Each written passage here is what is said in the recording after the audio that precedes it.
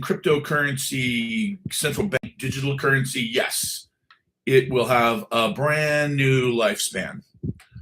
It will not be what we want. It'll be what we need. And when I say need, I mean what they tell us we need. So sadly, that means that we don't have much choice. Now, let's do this. Oh yeah, reading the U.S. Naval Institute article about the solar grid. Rise that by one. Okay.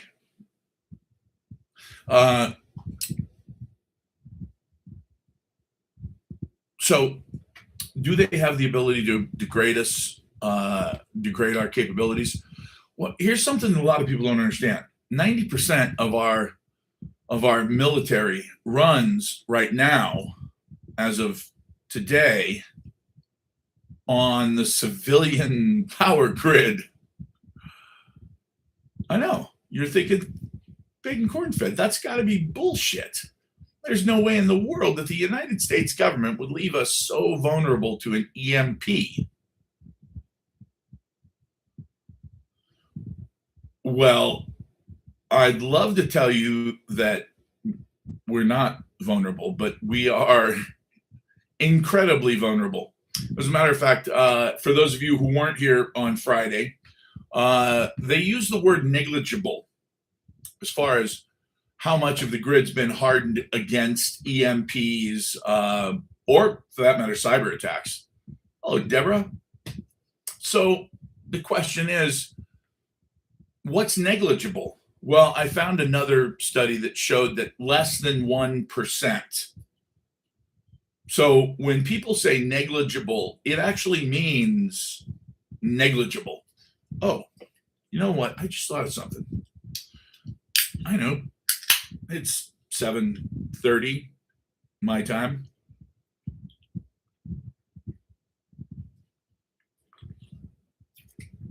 Whoa. It seems a little late to be down in 200 milligrams of natural caffeine in the form of a C4 energy drink. Don't restrict me, TikTok. I'm not trying to sell it. Been having some issues with the tic-tac, with the algorithm, with the AI.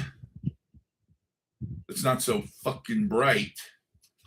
Every time I talk about anything, doesn't matter what it is, they restrict the amount of people who can see my live stream because I'm selling something outside of the tic-tac shop.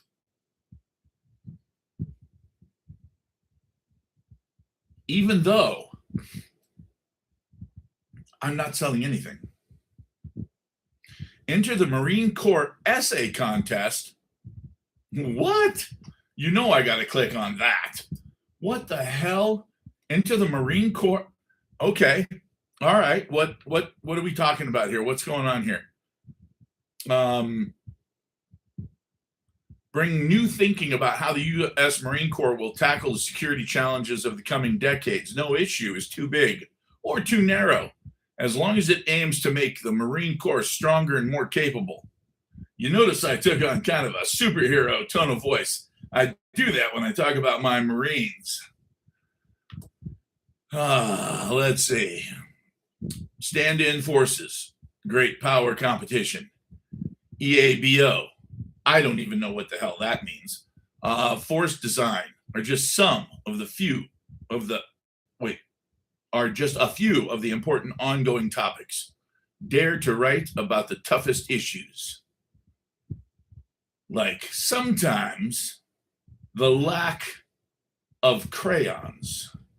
It really upsets me. My Marines should have a constant flow of crayons to eat. Jesus, the first prize is $5,000. That's like 10 years pay for the average Marine, unless you're an officer. And then you get $5,000 a day or some shit. Or unless you're a military contractor And then you literally get $5,000 a day. Fucking bastards. They were getting $3,500 a day 20 years ago in Iraq. What? No wonder I signed up. Megan Krause, 96. That was the year that you were born. I know. I've seen your face. I know what you look like. Cute doesn't even start. Doesn't even start to describe it. All right, let's see here. So my Marines want me to write an essay. And as we all know, I just finished a book. And writing right now sounds as exciting to me as sticking a fork in my own eye. I'm not doing that. I don't think so. I've never stuck a fork in my eye. I don't know. It could be a blast, but it doesn't seem like common sense says probably not so much. So I'll skip it. So yeah, what percentage of the United States electrical grid is fully hardened? Well, less than 1%. Now, the reason I tell you this is not because I sell silver. Because clearly, if you buy silver, you don't want to buy it at an enormous discount from me. You want to go to the TikTok shop. And the only reason that you want to buy from the TikTok shop is because not every single one of the ads I've seen on TikTok are for fake silver. Now, when I say not every single one, what I mean is every freaking one, bar none. Now, I've been trying with my little brain to process that. Why would you destroy the credibility of your own social media platform that you just, I was going to say bought, but basically extorted from the Chinese? The Texas Project just took over. So now Larry Ellison, the chief information officer at it's not Microsoft, it's Larry Ellison is the chief information officer of Oracle. And why Oracle? That's an odd name, isn't it? Well, when you read their website, they actually mention that they were started with a grant from the CIA.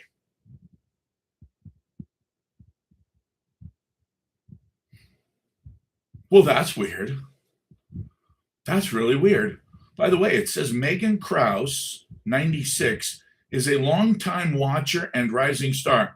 Now, what's interesting about that is this is Megan's first time. Megan is a big and corn-fed TikTok virgin. Well, clearly not anymore. But my point is that when it says, because I don't know if you could see this stuff, but it's telling me all of the things that are going on behind the scenes, like Anne is a rising star, and I should invite her to follow, which of course I don't even know how to do that because I'm a caveman. Now, the good news about being a caveman is after being a certified financial planner, a stockbroker, doing mergers and acquisitions, doing IPOs and taking companies public, I decided that I hated Wall Street with a passion that's hard to describe. And it's not Wall Street. Like the actual street itself, I've got no beef with it. The human beings, and I'm using that term loosely, that occupied Wall Street, which by the way was one of my favorite movements ever, didn't last very long, but the inhuman shitbags that try to pass themselves off as humans on Wall Street are so narcissistic. They're so disgusting. They don't care about anything. But, you know, when they talk behind closed doors, the shit they say about their investors is it's hard to imagine that somebody could make their living on commissions from a group of people and then simultaneously think so poorly of those same people. It's hard to imagine, but that's Wall Street. So if you've got, I don't know, $4 or $5 billion, then you're private banking. And private banking gets treated fairly well. If you've got $30 billion, then you have a completely different world. It's a completely different world. And it's basically a huge group of forensic accountants and lawyers who craft deals specifically for you. You don't just invest. So it's a different world. But if you're a guy with 200,000 or a woman who's tucked away 150K, you are literally cannon fodder, and they could care less if you lose every dime. If you lose every dime of it, well, hey, we're all big boys and girls, right? We know that this game's dangerous. That's literally it.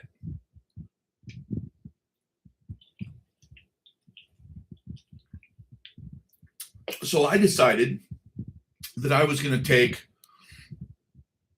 maybe 8 months, and I wasn't going to work. I was going to figure out how the economy and the markets actually worked.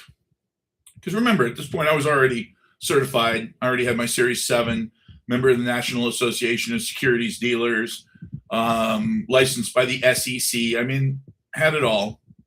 But I knew that I didn't know shit. Neither does anybody else on Wall Street. These guys, what does an MBA mean? A master's in business administration. How does that help you become a stockbroker? It doesn't. So, and this long-term strategy is, I buy companies with value, and then I hold them for long periods of time, because time in the market always beats timing the market, which is total bullshit. It's so ridiculous. No, they didn't. First of all, Donald Trump has never been in the stock market per se. He was a real estate developer. Think about it. So after the 5th time he declared bankruptcy and borrowed millions of dollars from his brothers and his sisters, then he moved forward with a game show. Good for him. Whatever. Look, I'm not judging the guy for going bankrupt. Like he said to Satan, what's her name? Hillary. He's playing by the rules. Don't like the rules? Get somebody with the guts to change the rules. Because right now he's playing by the rules, and that sucks. It sucks that the rules totally benefit people who are willing to take out huge loans and then go file for bankruptcy, stiff their creditors at the cost of everybody else, and then just walk away laughing. Your problem, not mine. Whoa. What is that about? Well, it is what it is. And then Elon Musk didn't make his money in the stock market either, did he? No. He slept on the couch in his office while he helped design PayPal. And he literally challenged himself. I watched with anticipation as he became richer. He challenged himself to eat for $1 a day or less for a month, and he did. He would buy top ramen. This was 25 years ago, so he'd buy top ramen for a dime, and then he'd buy an onion, or he'd buy a little bit of garlic, and he'd buy a tomato and a couple other things, and he'd mix it all up, and that's what he'd eat for the day. He actually managed to do pretty well on $1 a day while he was living in his office. When he told his then girlfriend that he absolutely, no question in his mind, would own a McLaren P1 someday, maybe within a year or two. Now, when you're that broke that you're living in your office, you're showering at the YMCA every day, and you're trying to eat for less than $1, to say something outrageous. Like, I'm going to own a McLaren P1, which is considered the original and still to this day the best hypercar ever. They go for millions and millions of dollars. They are absolutely crazy cars. I wouldn't even bother owning one because I couldn't get in and out of one. But for normal sized guys, they're quite the amazing car to have, and they only made like a couple dozen of them. So, bottom line is, within a year, it was rolling off the truck, and his girlfriend was holding the cell phone, which was the camera, because he didn't have press back then, and he was saying, "Look, honey, I told you, they're rolling a McLaren P1 off the trailer," and he said, "I told you." So it's from here, it's just up, up, up, up and away. Well, it turns out that sometimes dreamers are actually the best people among us. Now, do I know about Elon Musk's personal life? Does he have sex with penguins and I'm not aware of it? I don't know. I don't know that much about his personal life. I know that he's trying to repopulate South America by himself. He's got 13 or 14 kids at this point. I suppose if you are committed to raising them correctly, you can never have too many good kids in the world. And he certainly does have the money to raise them. So I'm not going to judge him for having 13 kids either. He does seem to be, in a lot of ways, anti-establishment, while at the same time being very establishment. So walking a thin line there, but I haven't seen him actually do anything that I'm really upset about. Like the Doge thing, he exposed a lot of corruption. The fact that he exposed Trump for being in the Epstein files and then went on this trip with Trump to China, and that's a whole other level of just bury the hatchet in the hopes that you can move on and do business together or whatever. That I really didn't think I'd ever see those guys in the same room again, but what do I know? For all I know, maybe that was all just made up anyway. The one thing I do know is that when it comes to the files themselves, the files ain't lying. And I am never, for the rest of my life, ever going to give up on finding out what's in those files. Well, Michael, that means nothing to me. Musk was in them. Musk was the richest man on earth at the time. Do you think that maybe he was mentioned? Yes. Did he send Epstein a thing that said, "Hey, man, do you know of any wild parties? Because I really want to blow off some steam." Yep.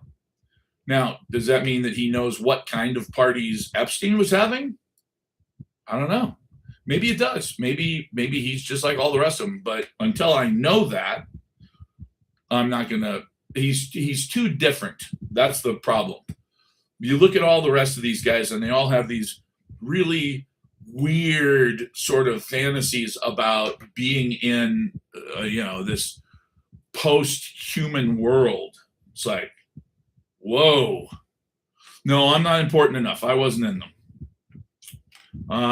What was that? Franklin files. Oh yeah, I know about the Franklin. The whole Franklin. What was it? Franklin Boys Town. Yeah, that was. Look, man, it's a story as old as history itself. Find these powerful people, get them compromised somehow, and it used to be, I think, a lot easier. And now, because if somebody was gay, that was it. That's all you needed. If they were gay, man, you owned them. But in this day and age, being gay, it's like, yeah, so what? He's gay, and a lot of people just don't care. You're gay, you're straight, you're cross-dresser. Who gives a shit? Whatever, man. You just go do your thing. And when it comes to children, that's where pretty much everybody draws the line. There are a few groups that they don't have that line. But in the United States, we have that line. So That's still something that can be used really, really easily against people. Of course, you got to find people that are into that. That's the crazy part. Is it seems like there were so many of them, so many of them. Weird. So anyway, let's talk about this. Uh, right now, I don't expect silver to be doing really great right now. That's down 60 cents. The reason I say that is because every time we talk about war, we talk about, the thing with Iran falling apart, we're going back to war, it's going to knock silver and gold down a little bit. Now, the flip side to that is that because of how much this is costing us, the amount of inflation, every day that this war goes on, I become more and more and more really worried about inflation, like really concerned about inflation. And not for myself. I make enough money that is it a pain in the ass? Yeah, it's a pain in the ass. But if you have these, then there's no such thing as inflation. Just keep what you're not using in these. Or if you want, you could always go really old school and keep some of these. It's a peace dollar. Everybody in the world knows what that is.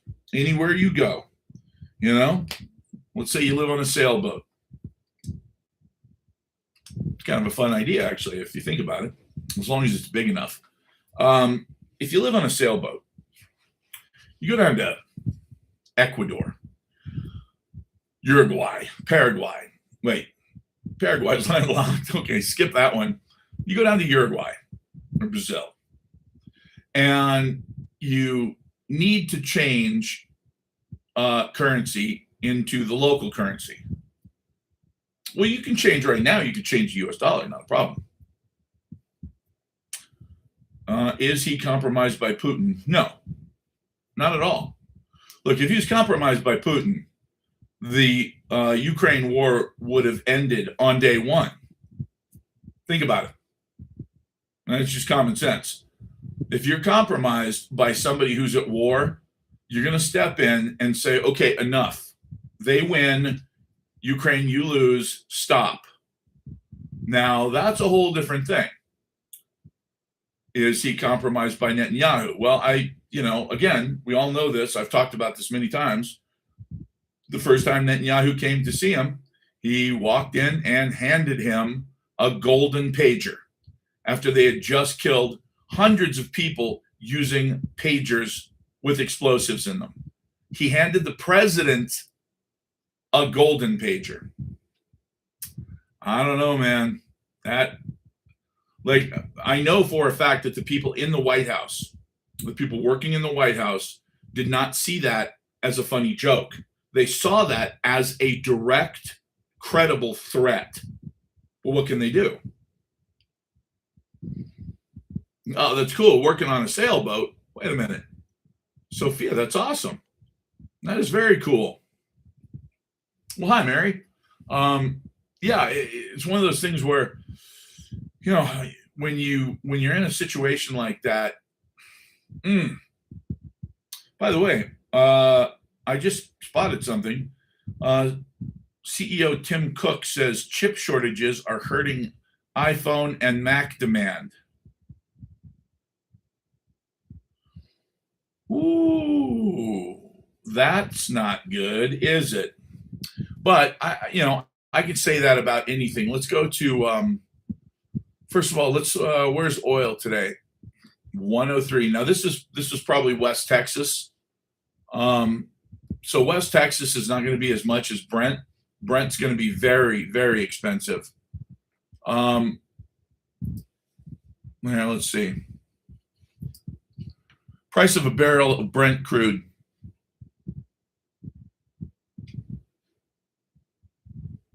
Yeah, see, 110 to 111. Yeah, and WTI West Texas is intermediate is 102 to 105. Oh boy. They still use the term. What is the price of a barrel of light sweet crude?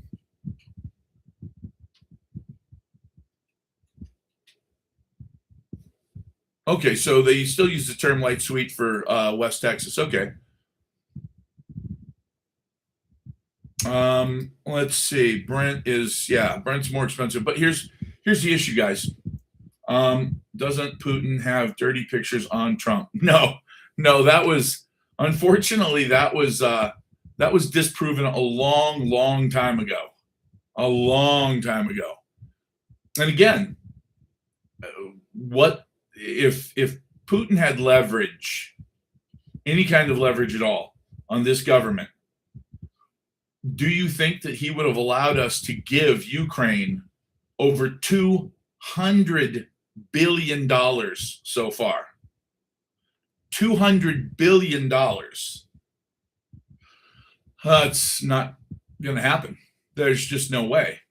He would have said, look, you either stop sending these fuckers money that we're fighting with or else. That's reality. But, does anybody know that there are 2 nuclear reactors? Apparently, I don't know if the reactor themselves, if the dome itself has been breached, but there are 2 nuclear power plants that are on fire right now. Did anybody even know that? Because I don't see that anywhere in the mainstream media at all. It's nowhere to be found. Let's see here.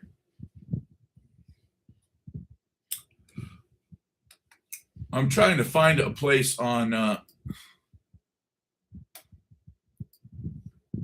what the hell is going on? Okay, let's do this. Let's start over. And let's go to news. Boom.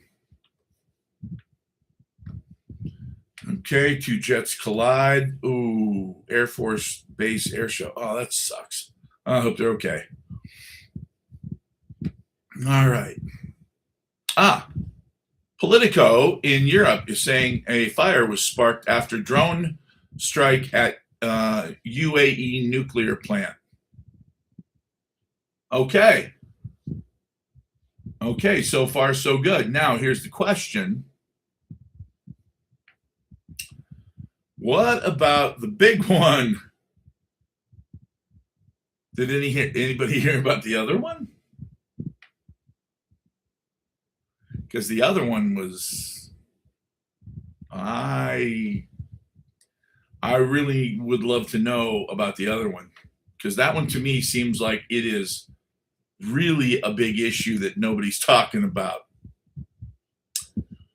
There was an enormous explosion at the nuclear power facility in Israel. And there's video, and I've seen it, and it is one enormous mushroom cloud. Now, I know you're thinking, mushroom cloud? What does that have to do with nuclear blasts? It was an enormous fireball followed by a huge mushroom cloud. So I don't see that anywhere in the news. Ukraine strike, drone strike on the UAE. Israel strikes and kills 8 people in Gaza. That's nothing new. That happens every day. Well, hello, Monica. Yeah, really, this is actually happening, apparently, and nobody wants to talk about it. Let's see. Just scrolling and scrolling. More scrolling.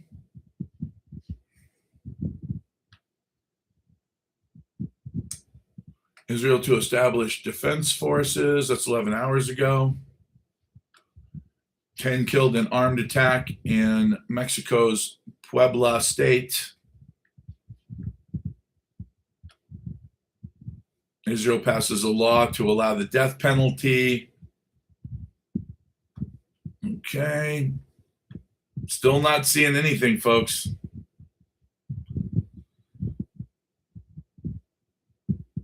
See, this is the thing that concerns me is,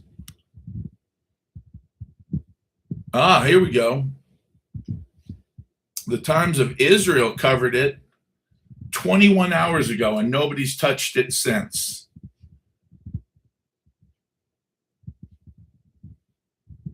Well, I'm using Google News just because it covers all the different news outlets, The Economist, etc.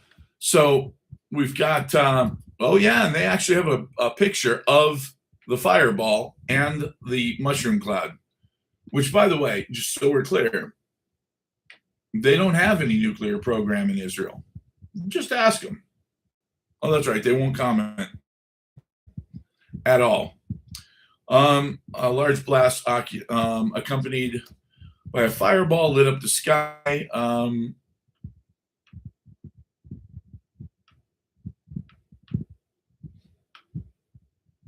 That's right. I did hear somebody talked about this earlier. They said that this was an explosion that the Israelis did to them.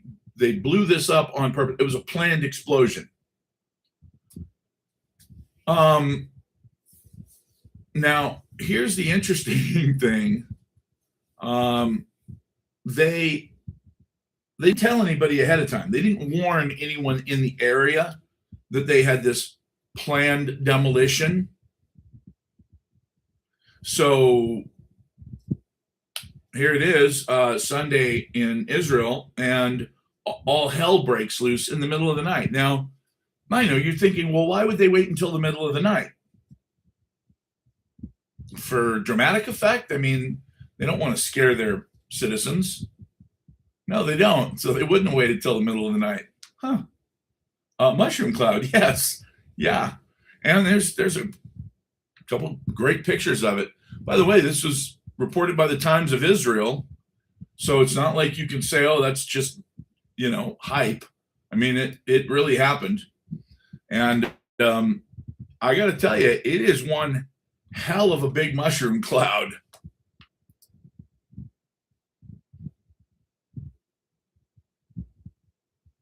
Yeah, it is. It's very large. And it makes me wonder why you would not tell anybody ahead of time. Well, apparently there was a planned explosion, a planned demolition of something very large at a nuclear facility in Israel. They say they did it on purpose, but it was done in the middle of the night and nobody was warned ahead of time. It was just a massive explosion with a huge mushroom cloud. So, if you hadn't been prepared for that, it would have scared the shit out of you. But they say that nothing to see here, folks. Move along. Now, there was another fire and explosion at a nuclear facility in the United Arab Emirates at almost the same time. Here's the interesting part. It's been proven now that the UAE was working with Israel since the beginning of the war to try to defeat Iran. Not only were they helping with logistics, but they were actually attacking Iran secretly, but directly. And when Iran found that out last week, they immediately started firing off drones at their largest oil refinery, which, of course, if taken out, that largest oil refinery would cripple the UAE's economy for years to come. They also accused Saudi Arabia of launching secret attacks against them as well.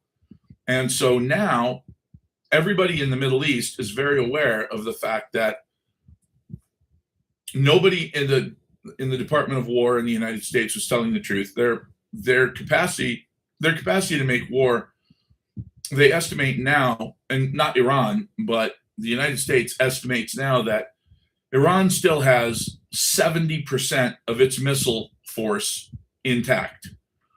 That of the 88,000 drones that they had before the war started, they may in fact have more drones now. And the reason that they may have more drones now is help from everybody else in getting the material, plus making tons of money on the incredibly high oil prices while they were still selling oil to places like India or China. And of course, because they're manufacturing these deep underground, we have no idea how many they've made. But the last credible number I heard from someone in the Defense Department was over 100,000 drones. Now, thanks, Yves. Appreciate it. So, we're in a situation where they've got 70% of their missile force. They've got somewhere, give or take, 100,000 drones that they can fire off that are all apparently very effective and loaded with explosives. We haven't touched their army, the actual Iraqi Republican Guard. We have dropped over 13,000 munitions on them, which you and I now have to pay for. But as you saw, and I'm sure you all saw this,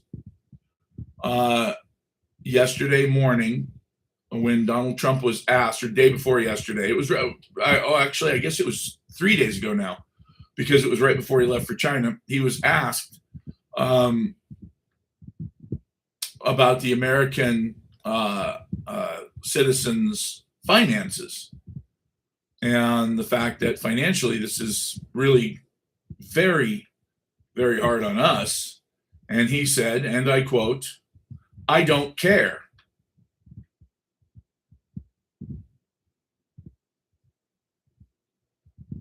Wow. That's amazing. I don't care. No, he doesn't care. All he cares about is that Iran can never have a nuclear weapon. By the way, one that Iran says they're not interested in having anyway. And they've been saying that. The CIA said that they're not interested. The DIA, Defense Intelligence Agency, said it. The National Reconnaissance Office has no evidence of it. The NSA doesn't seem to have any evidence of it. Nobody has any evidence that they wanted a bomb. But we had to go in and destroy their bomb-making ability, which, by the way, we obliterated last year. Now, I'm an idiot, so I'm going to go ahead and Google this. What does the word obliterated mean? To remove utterly from recognition or memory. Wow. Wow.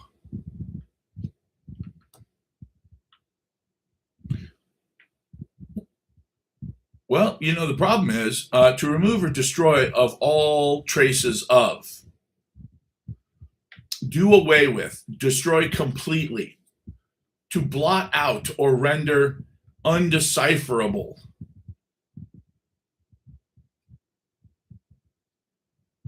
So we obliterated their nuclear program, which 6 months before we obliterated, we said they didn't have. The CIA, who reported to Tulsi Gabbard, they don't have any interest. Now, the CIA, okay, well, why would I believe the CIA? It's called selective reasoning. If the CIA said I had to go to war with somebody like Iraq, for instance, which they did say back in 2003, and they give me all these signs and things about why we need to go, my first question is, why would I believe you? Since you literally represent all of the companies who stand the most to gain from a war, why would I believe you? Now, flip that over. they come to you and they say, there's absolutely, unequivocally no evidence that Iran is seeking a weapon of mass destruction of any kind, including nuclear. Then the question I would ask the CIA is, wait a minute, you guys have been trying to get us to go to war with Iran for 50 years. Why are you telling me they don't have a weapons program? And of course, the only thing that you can come back with is either A, because they're telling the truth, or B, because the CIA has been completely and utterly infiltrated by Persians. Yeah. Shia Persians. Now, I don't think that's probably what happened. So I'm going to go with A, they're telling the truth. Okay. Well, it's odd. I mean, it's refreshing that you're finally telling us something that doesn't lead to a war in the Middle East, but nobody wants to hear that. At least nobody in Washington, D.C. wants to hear that. And nobody in Israel wants to hear it. So they're going to ignore the Central Intelligence Agency, the people who go out and gather intelligence for us. They're going to ignore that information completely, and they're going to go to war. Okay, so why? Well, because we have to obliterate their nuclear capability. Okay, but after the CIA said that they didn't have any nuclear capability, you went and bombed Natanz anyway. You bombed all their nuclear facilities. You obliterated the non-existent weapons of mass destruction program. So what the hell's going on here? Well, you know, that's a great point.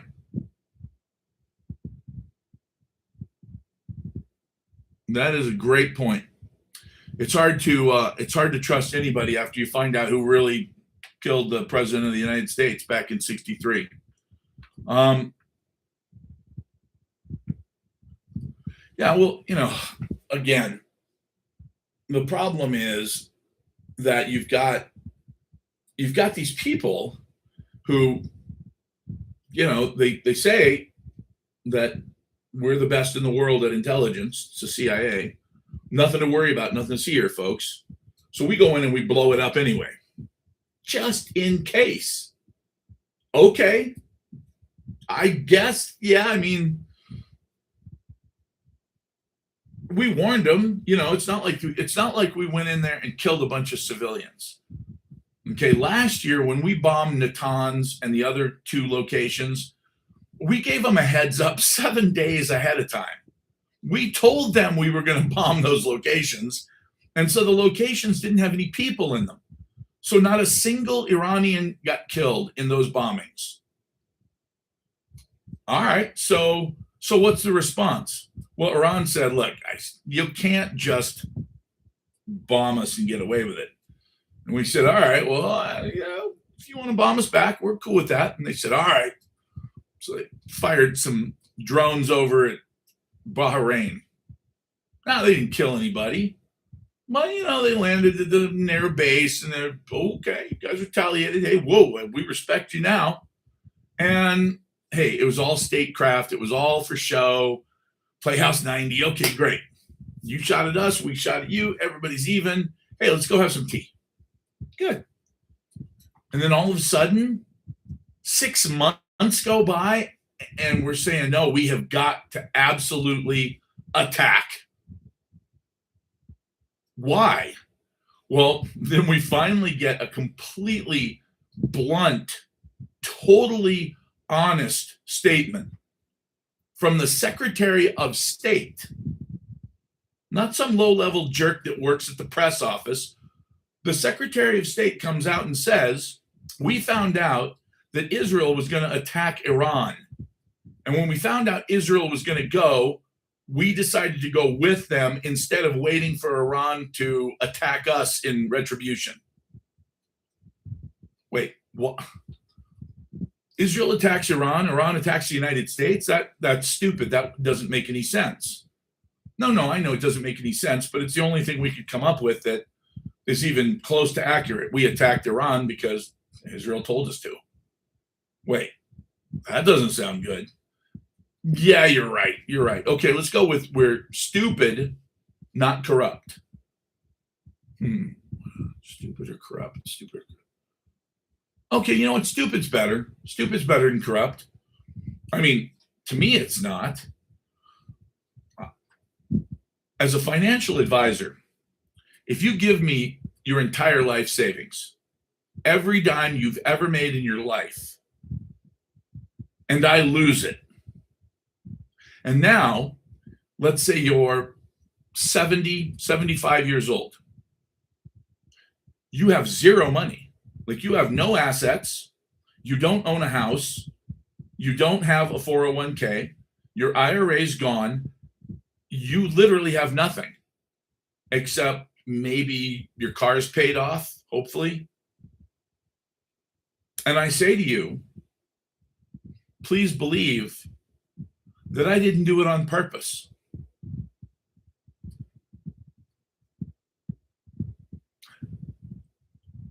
Okay. So, does that help? I mean, maybe it makes you feel better that you're going to go have to work at Walmart until the day you die as a greeter, but I wouldn't think that it would. It doesn't matter why. It doesn't matter if you did it on purpose because you're evil or you did it on accident because you're stupid. The outcome is exactly the same. So that's why when it comes to the government, they swing from evil to ignorant, evil to ignorant, evil to ignorant. It's like, no, stop. You don't get to go from one to the other, whichever one's more convenient. Well, okay, but Venezuela. Well, that wasn't ignorant.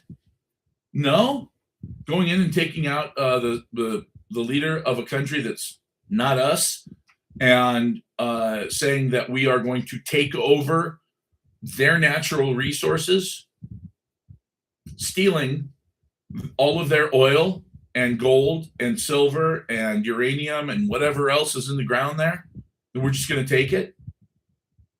Yeah, we could do that. Well, I didn't think you could do that. I mean, look, when other countries do it, when other countries go in and invade countries because they just want to steal from them, we in the United States always have this collective gasp of, oh my God, that's so unchristian of them. How could they? Just because they're bigger and stronger doesn't mean they get to stomp on the downtrodden people of name a country.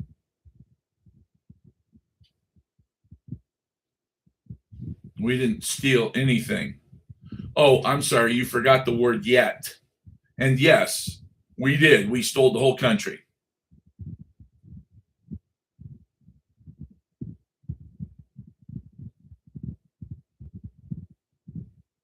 It's an odd question. Kind of dumb too, but let's see. It's all about money, of course. Well, it's not Trump's money, though. Let's remember that. What does Trump personally stand to gain from taking over Venezuela? Nothing. He doesn't get to go be president of Venezuela at the end of this term. So the question is, why would you do that? Well, maybe under the table, maybe he gets a kickback from what? Standard Oil? I don't know. But the reason that the United States is doing shit like this is you. It's me.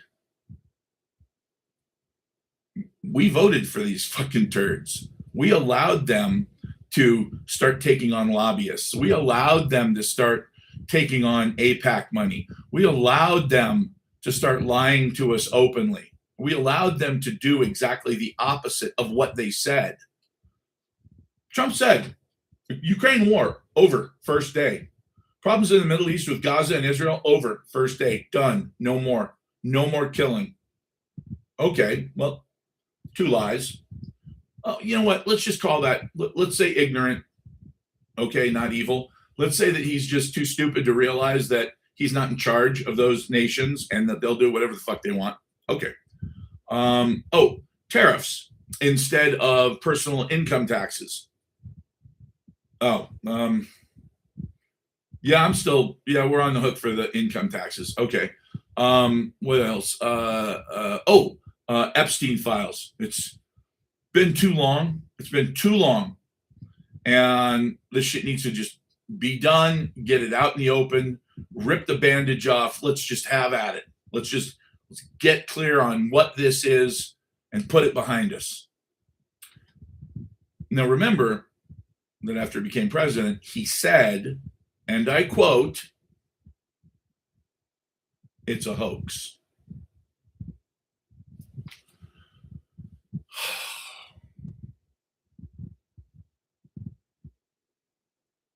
It's a hoax.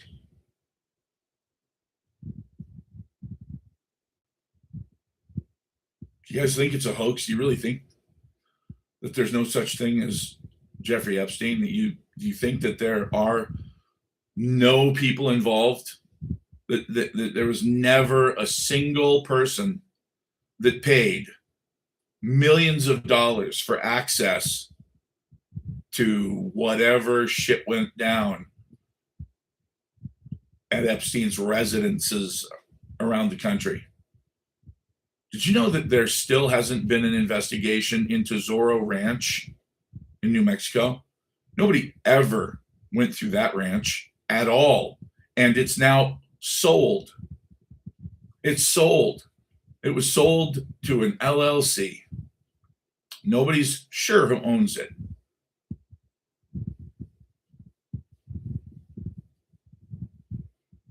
It's a hoax, right? Well, I mean, but of course, the question is, if Trump's hiding something, what's worth hiding? What is so wildly important to hide that you would go out in front of the cameras after everybody is all riled up about the Epstein files? Everybody's screaming about it. Okay, you got guys like Dan Bongino and Kash Patel saying, "You put me in charge of this fucking company. You put me in charge of this organization. I'll rip their throats out. First day, we'll know every single one of these sons of bitches." Oh, really? Okay, so let's do that. All right, put me in charge. Put me in, coach. I'm going to kick some pedophile ass. All right, you're in. Well, it looks like Jeffrey killed himself. That's all there is to it. He killed himself. And as far as Epstein, there's nobody. He didn't traffic anybody to anybody. Like there's no evidence. There are no Epstein files.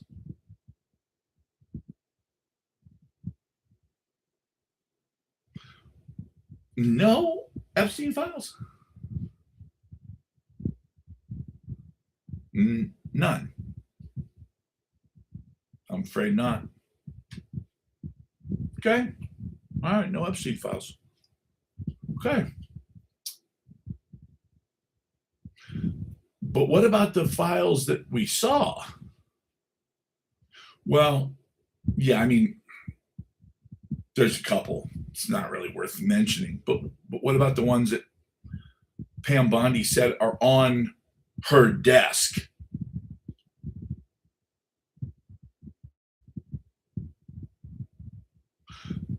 Those files.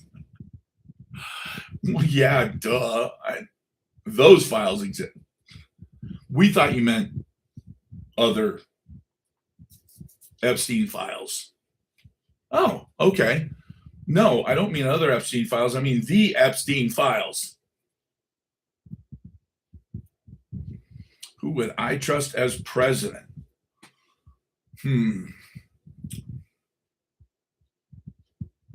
He'd never run. Um, what's his name? Former Navy SEAL. He was the governor in Minnesota. Did a hell of a job for Minnesota. The lefties didn't like him. Of course, the Republicans didn't like him much either. Jesse Ventura. And by the way, when they said that the Epstein files that were on her desk, that of course, yes, duh, those exist. So, I would say that everybody got the notebook, right? Everybody got the notebook, that big 3-ring binder, and it had a few pages in it. And it's like, all right, there's your Epstein files.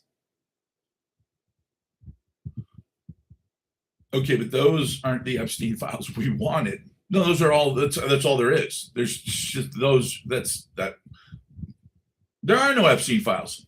That's when the president of the United States, this current president of the United States, said in a public meeting, I watched him say it and I was stunned.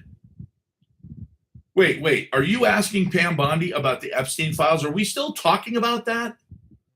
Why are we still talking about? I mean, you can answer the question if you want, Pam. It's up to you, but why are we even talking about Epstein and the Epstein files now? That's when I knew. I'm an idiot. I believed in this guy. I'm an idiot. Okay. Fool me once, shame on you. Fool me 32 times, fucking shame on me. And by the way, I did see that hello from Israel. And I just want you to know, I'm watching you people in Israel. You want to know why? Because you have got some absolutely amazing findings on the Giza Plateau. Now, I know that you just found the labyrinth as well. And the ground penetrating radar shows that there are several levels, hundreds of corridors and rooms, and it's actually a real labyrinth. But we also see that the area on the Giza Plateau that was just cleared out, where the police went in and raided, pushed everybody out of the way, and have expanded. That area, there is something kind of like the Osiris shaft that drops down. And then it goes from there, it literally goes all the way up the causeway to the Great Pyramid and into the Great Pyramid. And it looks like that shaft will lead to that huge open space inside the pyramid, that void that they found several years ago, which, by the way, 10 years after they found it, what are we waiting for, Egypt? Do you guys realize that yes, that's what I said. I'm talking to a guy that just chimed in from Egypt. If you guys could start to just bring some of this shit to the surface, do you understand how many hundreds of thousands more visitors you get? Look, you managed to stay out of the fray. You managed to stay away from all the bullshit that's going on. The amount of tourism that you could get from this is astronomical. Literally, it could help your entire country's GDP. We'll go back to Egypt, and tell them what I said. Oh, I said Israel and Egypt. I'm so used to talking about Israel. I don't want to talk about Israel anymore. I would love to never, ever talk about Israel again, ever. That'd be fine with me. No, I'm not anti-Semitic. Just go away, go do your thing, and please leave us out of it. Okay? The United States is not in the Middle East. We shouldn't be in the Middle East. It's none of our fucking business. It's like if you go into somebody else's hometown to start a fight, don't do that, unless you're a hockey team and that's what you do for a living.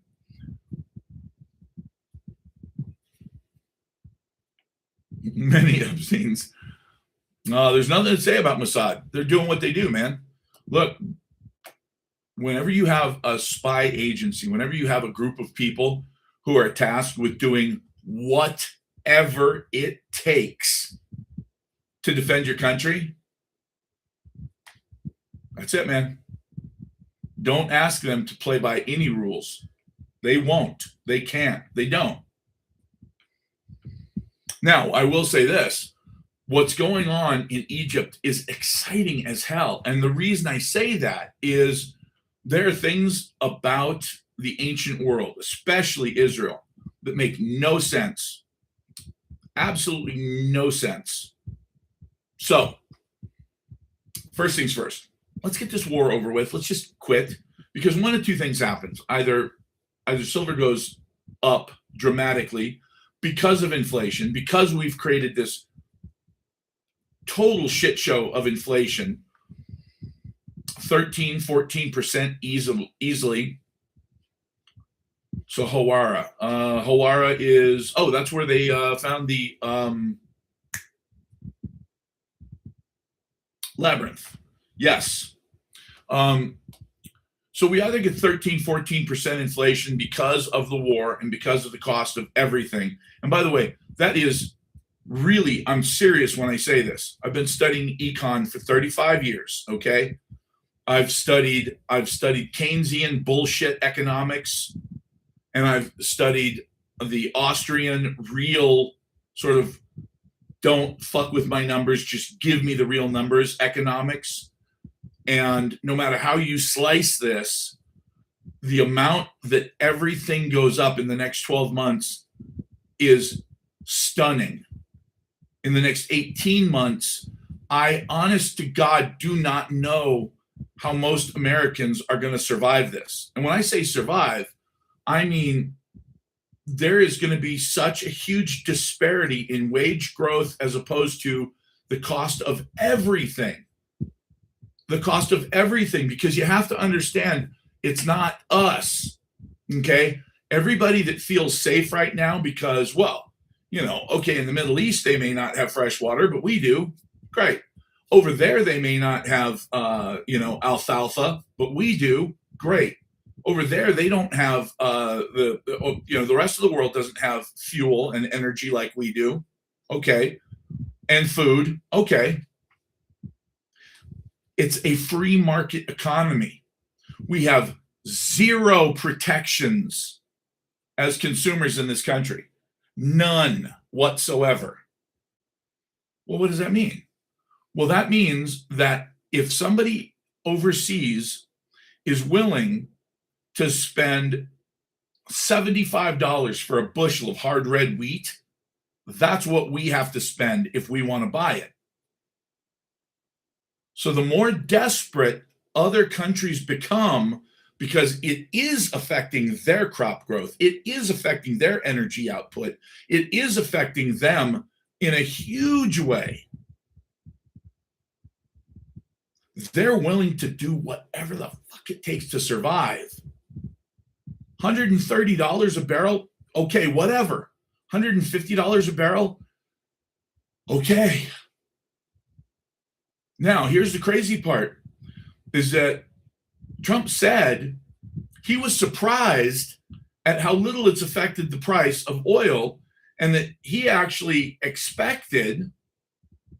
Now, Trump doesn't expect anything. He's not an economist. Okay? He's a real estate developer. Period. That's it. Who told him that the price per barrel would go to $150 or $200?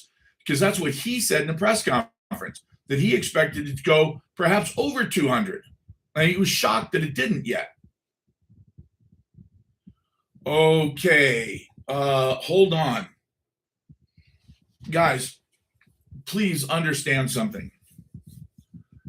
If the price of oil in the world, because it's not a unipolar thing. It's not like one place has all the oil. It's all around the world. And when one part of the world runs out of energy, they're willing to pay whatever it takes to survive. OPEC doesn't exist anymore. OPEC was broken up 3 weeks ago when the UAE left. So OPEC is thank God, is history. That cartel died. Thank you, Iran, for killing that cartel at least. There's one good thing. Now, the problem that I have is when one part of the world is so desperate for energy that they're willing to pay $200 a barrel, we here in the United States are going to have to pay $200 a barrel as well. Otherwise, our oil companies will simply ship it over there. Well, but it's our oil. Fucking comes out of the ground in Oklahoma. Yeah, well, guess what? It gets piped down to the Gulf and shipped overseas. Period. What? Yeah, it means we're doomed too. Because $200 a barrel oil, when he said that, I thought, I did the numbers on $200 a barrel oil. I did those numbers because remember way back when it hit $140 a barrel for a real brief amount of time, I'll tell you exactly when that was. Because when it hit that, everybody realized, like everybody in economics was like, oh shit, this is really, we're done. We're screwed. This was back in June of 08. In June of 08, it hit $140 a barrel. And I remember at the time, I thought, if it doesn't come down, like right now, we are so fucked because we can't sustain the economy at $140 a barrel. Now, play that out to now, that's about $200 a barrel. If that happened, we would be in a position where the United States would be paying about $12 or $15 a gallon for gasoline, $15 a gallon for diesel. Think about $15 a gallon for diesel fuel. Now think about the amount of trucks running right now where the amount of fuel that they had to put in the trucks to bring the potatoes to a processing plant cost more than the potatoes themselves would cost in the supermarket. What does that do? Well, I mean, you're talking about inflation on the order of 100% for food, along the order of 100% for fuel. Well, fuel and food, okay, but what about rents? Well, rents would diverge in a K shape. You would have a K shape in the sense that you would have the divergence of close by local rents where you had a city center where the majority of people worked, a tech hub, whatever. Those rents would skyrocket because if you live in the suburbs, if you drive 40 miles to work and back, you're eating up a quarter of your income before taxes, before anything else, just on the ride to work. Now, add on top of that the price of your groceries has doubled. You can't live in the suburbs anymore. You can't live out in the xenoburbs. It's completely economically impossible to do that. God forbid you're one of these moron construction guys that got himself a big ass dually diesel. You didn't need it, but it looked cool, made your penis bigger. Good for you. Well, it's going to bankrupt you. So get rid of it now. And I know I'm saying this as a guy who just bought an F-250. who drives exactly 10 miles, maybe every other day.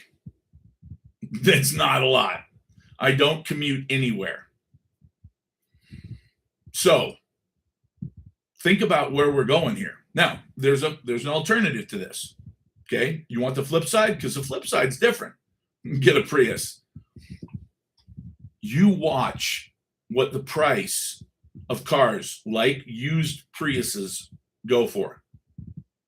The car industry, the entire automotive industry right now is looking at an absolute complete collapse. We have tens of millions of cars floating around the United States. Tens of millions of cars. Lots of them that are older. Well, why would you want an older car? They don't get as good a gas mileage. Right, they don't. On the other hand, instead of spending $100,000 on a pickup truck, what? And the funny part is, I spent $103,000 on my Suburban in 2016. Now, granted, I made so much money, I didn't care. I literally just went into the dealership and said, what's the most loaded out Suburban you've got? And they said, well, do you want every option? I said, every option it comes with, whatever the hell that means.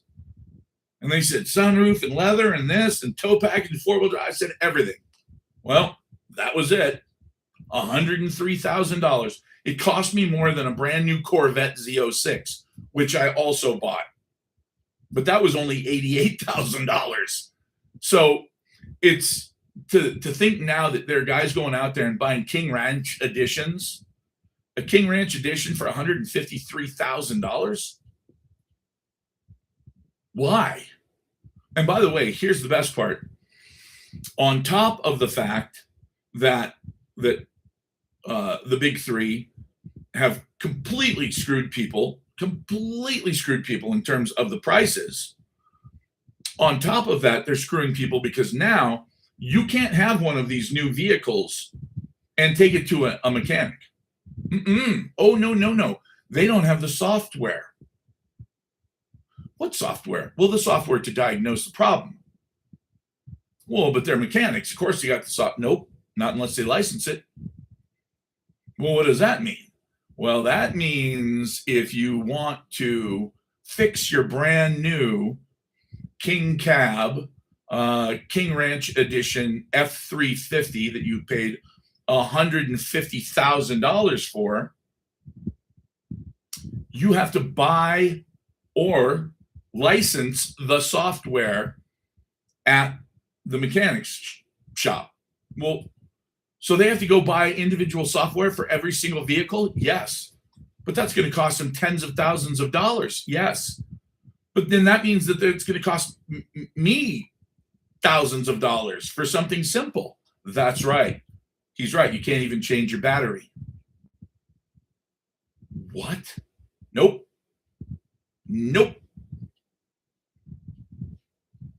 That's why a lot of guys are saying now, a really cherry 2000 Ford, Chevy, Dodge, Ram, whatever, looking pretty good right about now.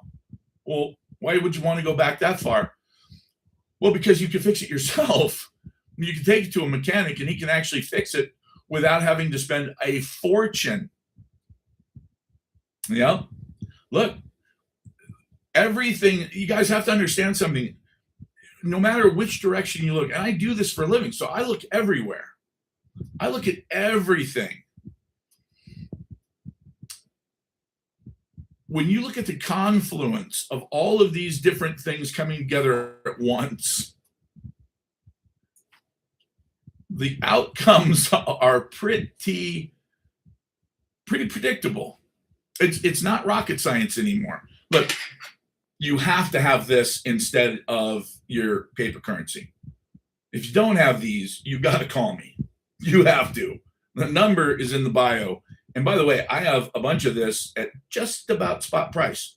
Now, I know you're thinking, wait a minute, isn't Atmex charging $10 over spot? Yep. And by the way, You probably should buy it in the TikTok shop. No, crypto is not my gig. No, I own some crypto, because I think crypto is interesting and I don't see it as an outright scam, but I also I also don't see it as the basis for your financial future. Since 2000, this has gone up 1,620%. We just did the numbers the other night on the live stream. Some of you guys probably remember those numbers. I was shocked. I looked it up and I was like, $5 to $80. It's like, whoa, that's huge. That is a huge amount of money. Think about that. Like, if it goes up over the last 25 years, it goes up 2%. All right, so it's doubled. It's 100%. If it goes up 10%, then what have you got there? 2,500, 25 times your money. That doesn't sound right. That sounds like way more. Let me do the math on Sunday night, right? 10%.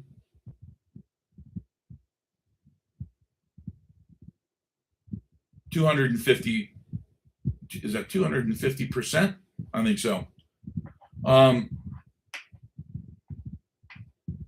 Believe me, I've got plenty.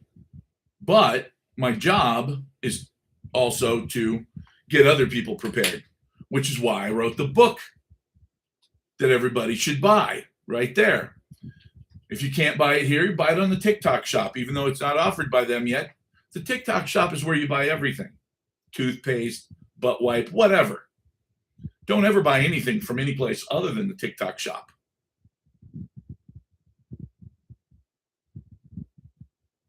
By the way, you guys on YouTube, you buy from me, obviously. I have to say this because TikTok is apparently completely lost their mind. The algorithm is batshit crazy.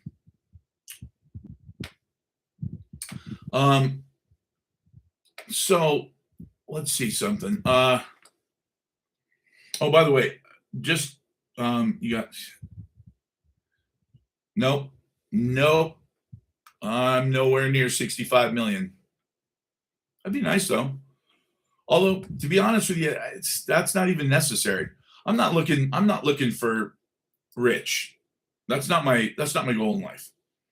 My goal is affluence, to be comfortable, and more importantly than even just comfortable, safety. All of a sudden you realize, hey, I need some dental work done. Oh, well, your dental insurance doesn't cover that, of course. Oh, all right. I'll just pay cash for it.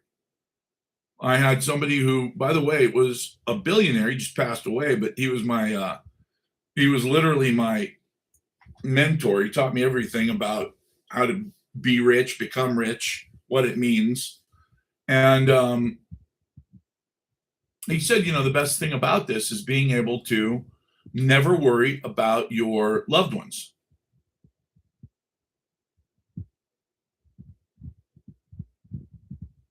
Yeah, absolutely. He said, look, if somebody needs, some kind of surgery and our insurance won't cover it because it's experimental, I don't care. He said 150, 200,000, $1 million. If one of my children or my grandchildren or somebody close to me is ill, and I know that there is a procedure that will absolutely fix it, but it's still experimental and no insurance company in the world would cover it, I don't care. I write a check, we get it done right then, period. And I thought, he's actually got a really, really good point, because, being rich is a lot of work. And when I say work, I don't mean I don't mean work like building a tree house with your kids.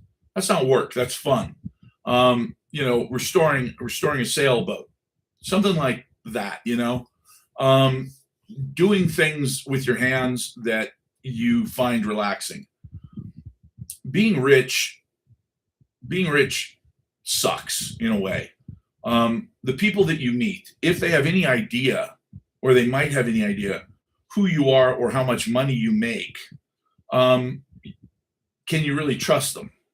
Are they Do they really like you, or do they really want to be friends with somebody who is very wealthy? Who knows? Same thing is true with if you're a woman. Good luck finding a guy. If you're a guy, you know the drill. It's not going to work. Um, oh, believe me, the the private trusts, they're worthless. And the reason I say they're worthless is because the the people that I used to run around with all had trusts, irrevocable living trusts. It's not my money. And so when I tell my attorneys that, my daughter can't have her money until she hits these goals, does these things, you know, relinquishes this or accomplishes this, and is this age, it never works. It never works. And the reason is, eventually, if there's enough money involved, enough attorneys get involved, that somebody finds a way to break it. So what's the point? You're literally going to die and then piss away tens of millions of your own dollars defending your own trust against your own kid. Fuck it, just divvy it up and give it to them. And divvy it up before you die, because if you leave it in one lump, they will end up hating each other. And believe me, I have some very personal experience in this area, because the people that I knew, that I ran around with, that's exactly what happened. That's exactly what happened. It was the perfect storm. Yes, Tom.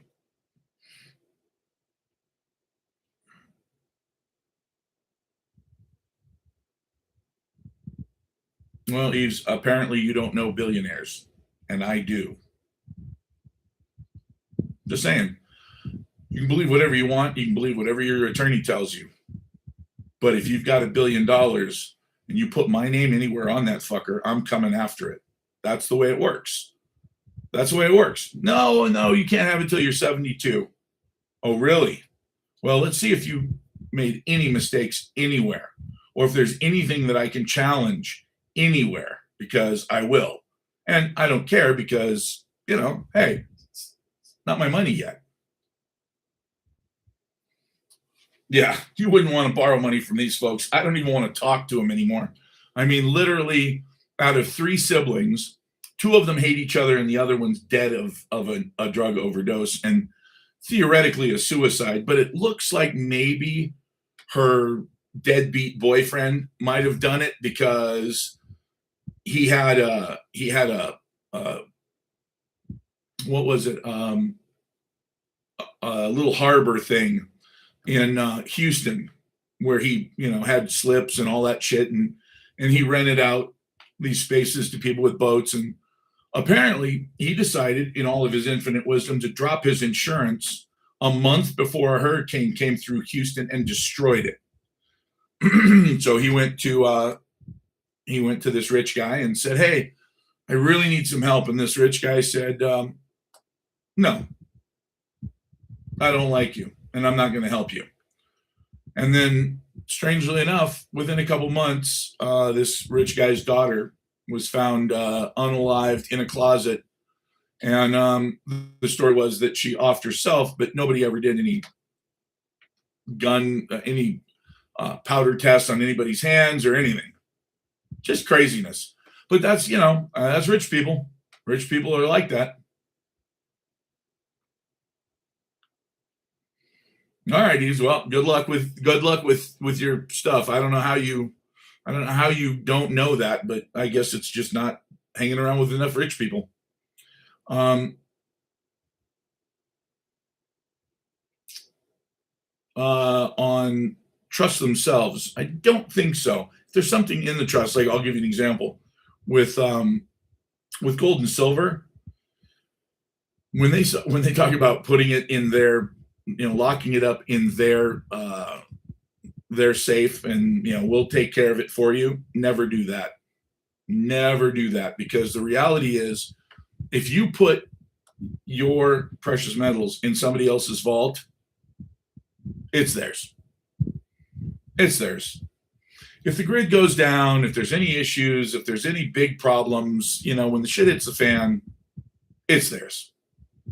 That's been proven over and over, if it's not just straight up fraud. I mean, there are so many of these trusts that end up not being trustworthy. Ironic, I know. Let's see. Let's get back to, I'm curious. I want to find out if anything else has. I can't believe that nobody's talking about what happened in Israel. That's nuts. I don't get it.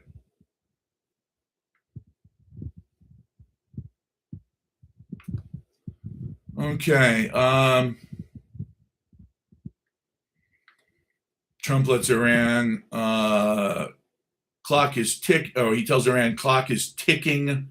Move fast after new peace proposal. Analysts predict likely going to war. Hey, boots on the ground. Really? Good question, Tom. Keep it at your house, but don't tell anybody that you have it ever. And don't keep it in the safe that everybody's going to go look for in your closet that's bolted to the floor. Although, if you do have a safe bolted to the floor, make sure there's a little bit in there. Think about that. Make sure that there's a little bit of something in the safe that everybody's going to look for in your closet, because you want them to be able to steal that safe that's full of not much. And that way they get the hell out of your house and they think they've got a big W. And when they finally get it open 12 hours later, nope. And the idea that they're going to come back to the same house a second time because, well, shit, that girl at the bank, I overheard her saying that this guy had silver at his house. Yeah, well, they found 20 ounces of silver in that vault. They don't, or in that safe. They don't realize that, in that can of kidney beans in the back of your closet.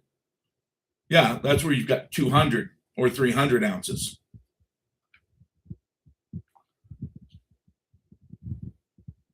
That's funny. Well, you know what? It's not a bad idea either. Have and I mean, some lead in the bottom of your safe. I know that's what you're talking about.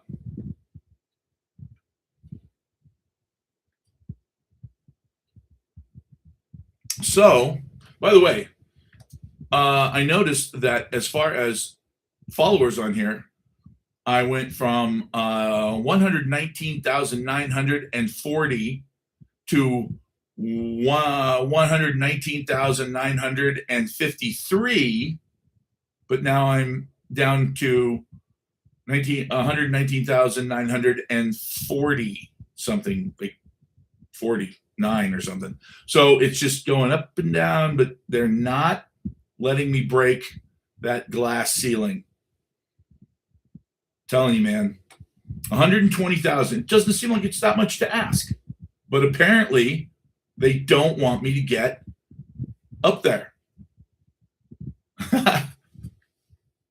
They don't want me to break 120,000. I don't get that. That hurts my feelings. I have feelings. Wait, hunger is a feeling, right? I'm hungry. Hell, I'm hungry right now. That's a feeling. That's an emotion.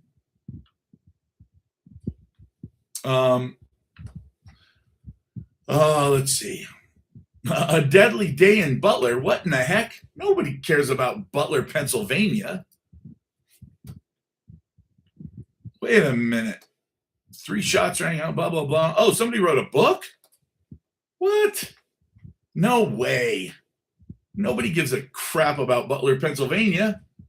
Well, I mean, some people probably do, but the president doesn't seem to care at all. It says I have 120,000.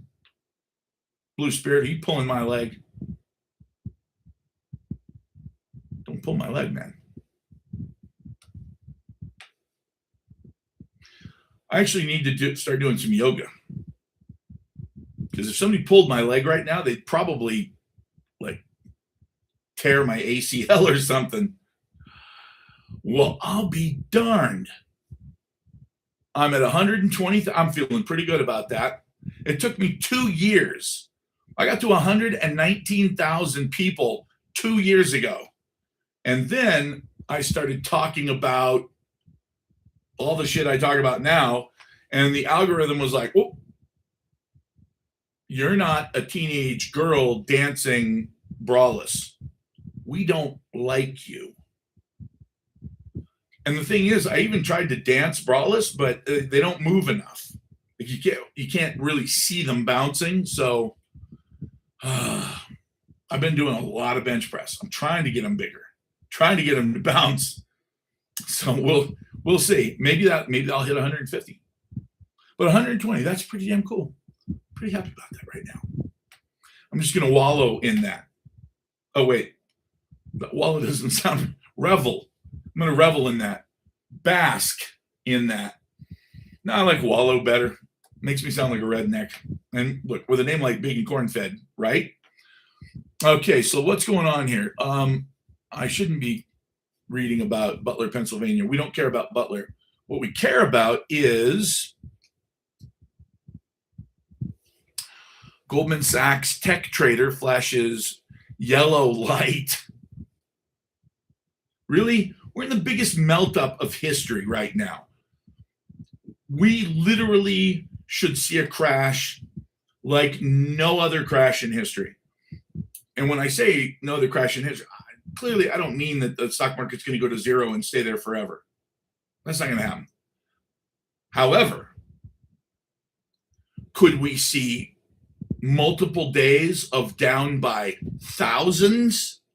Yes. Multiple days. We could see the stock market drop over the course of the next year by 70%. Yeah, I said it. I said 70%. Now, did I just pull that out of my ass? No. I've been working on that for a long, long time.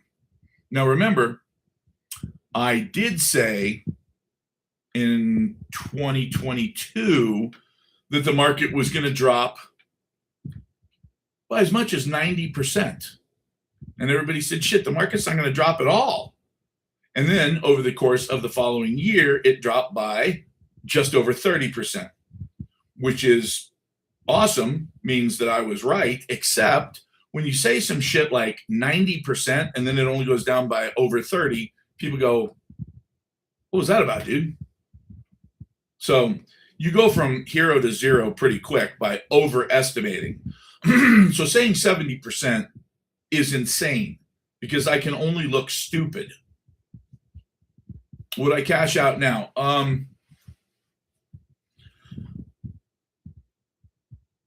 Here's the thing. First of all, yes. I fucking hate when people start babbling after you ask them a yes or no question. And then maybe 20 minutes later, they might answer the question, but they rarely, if ever, do. They just sort of lawyer their way around having the balls to give you a direct answer. So, yes, I would get out. But here's why. Because number one, we've been going up and up and up and up, and now accelerating at a rate that is stunning, considering how bad the economy underneath is. And the economy and the market are not always connected at all. Sometimes they're completely disconnected. And here's why. The economy can suck, and as long as there's free money out there, cheap, dirt cheap money, these corporations will continue to borrow and borrow. And guess what? It looks on paper like, hey, look, we got all the money in the world. Yeah, but it's all borrowed money. It doesn't matter. It's a 2%. Fuck it. Okay. And by the way, our earnings in the future look fantastic. Future earnings? Yeah. Your future earnings look fantastic. Okay. Well, I guess that's good enough. Let's keep going. Right now, we're in a situation where the economy sucks. There have been hundreds of billions of dollars pumped into AI, information centers, and tech. First of all, who's making microchips without helium? There's no helium. There's no fucking helium. In the world right now, there's almost zero helium. It all comes out of the Middle East, and none of it has come out of the Middle East for months. You can't make microchips without helium. Now, the United States has got a little bit, not enough, but enough to make some microchips. That's not going to help, though. Okay, so microchips. Without microchips, what about all this AI shit? Nope. Okay, so you're saying that the AI tech bubble could pop because of it? Absolutely. Well, but AI itself, though, that's not a bubble, right? Yeah, it's a fucking bubble. AI doesn't wipe your ass for you. AI is not going to brush your teeth for you. AI is not going to do all the things that they're pumping sunshine up your ass to make you believe AI is going to do for you. We have large language models. That's it. Look, I thought AI was going to do everything for us. And then a year ago, some guy said, well, LLMs. And I was like, what's an LLM? And he goes, Jesus Christ, you don't even know what a large language model is? And I went, I guess I don't know that much about it. So I did what I do. I stayed up until 4 a.m. studying the shit out of it. And you know what? It's bullshit. It's bullshit. Sure, it's going to do some things. It's going to do some things great. But is it going to do everything that we hope? No. Everything we've been promised? No.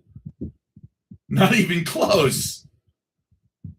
Well, then, what happens when people start to realize that? More importantly, OpenAI's had billions and billions and billions of dollars pumped into them.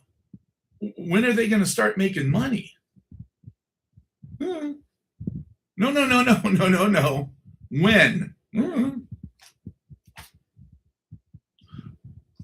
Why is their company valued so highly, though?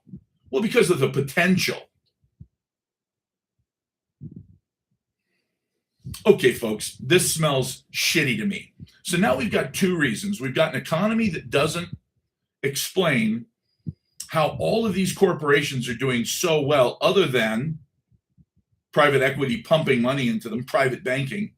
And number two, we're starting to see that the underlying myth itself of tech and AI is going to be everything, everywhere, all the time is kind of like exactly the dot-com bubble.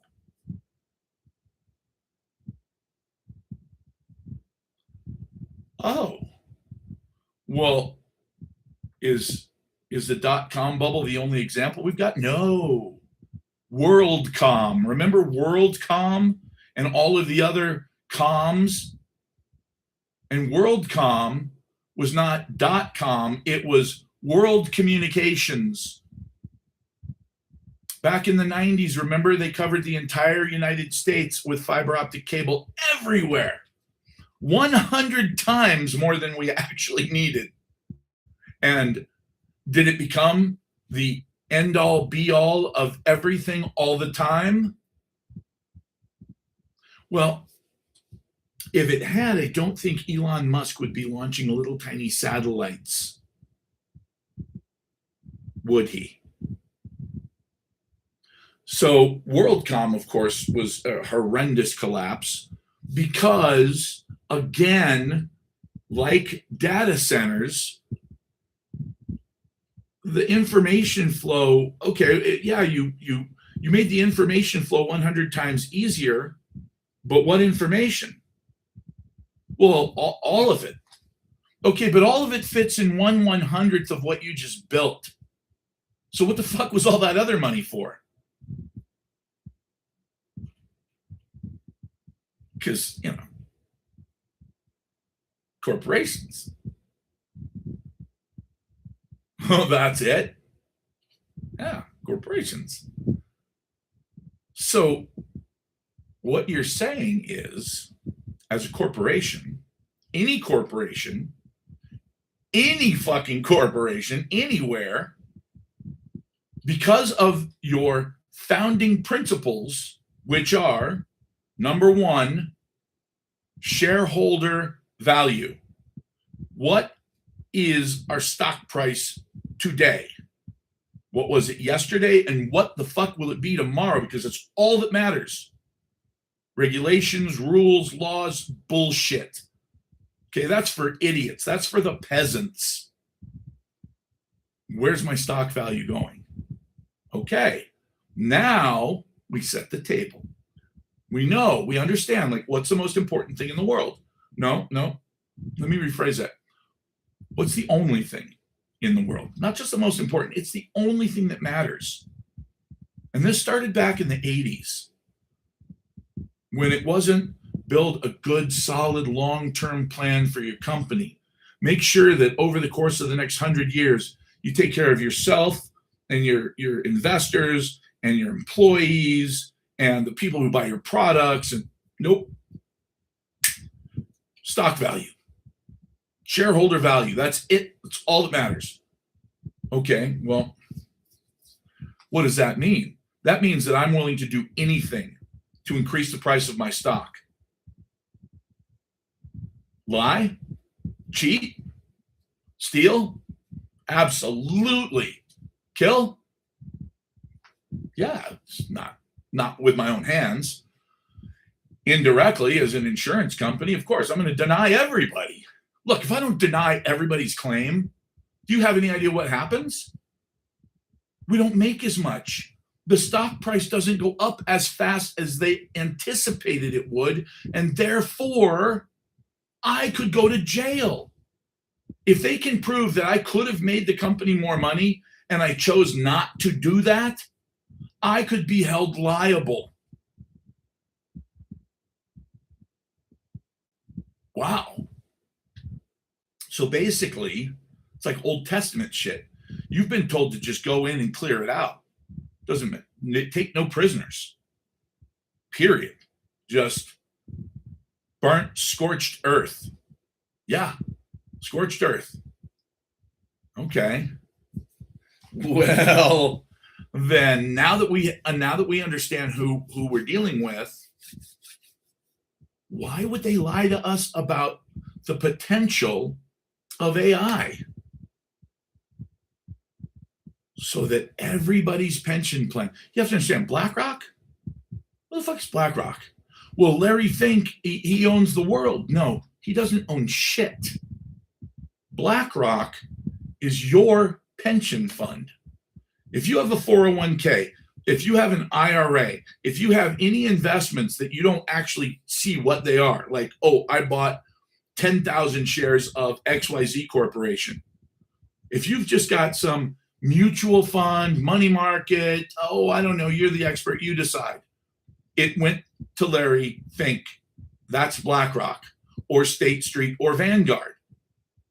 They own all of the pensions and all of the 401ks and IRAs. And by the way, they own each other. Think about that.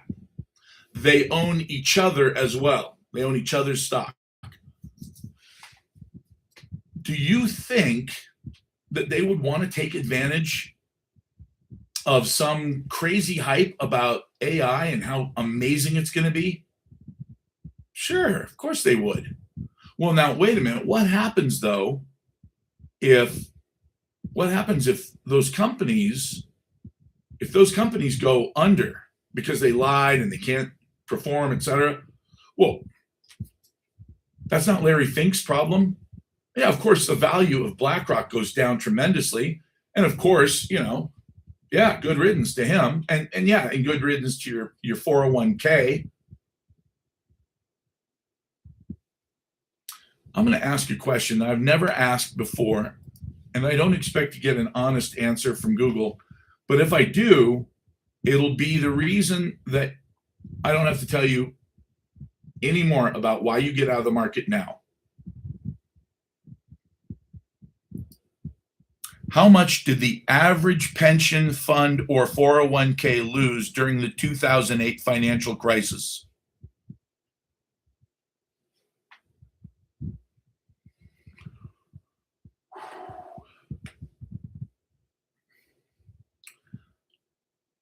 %30.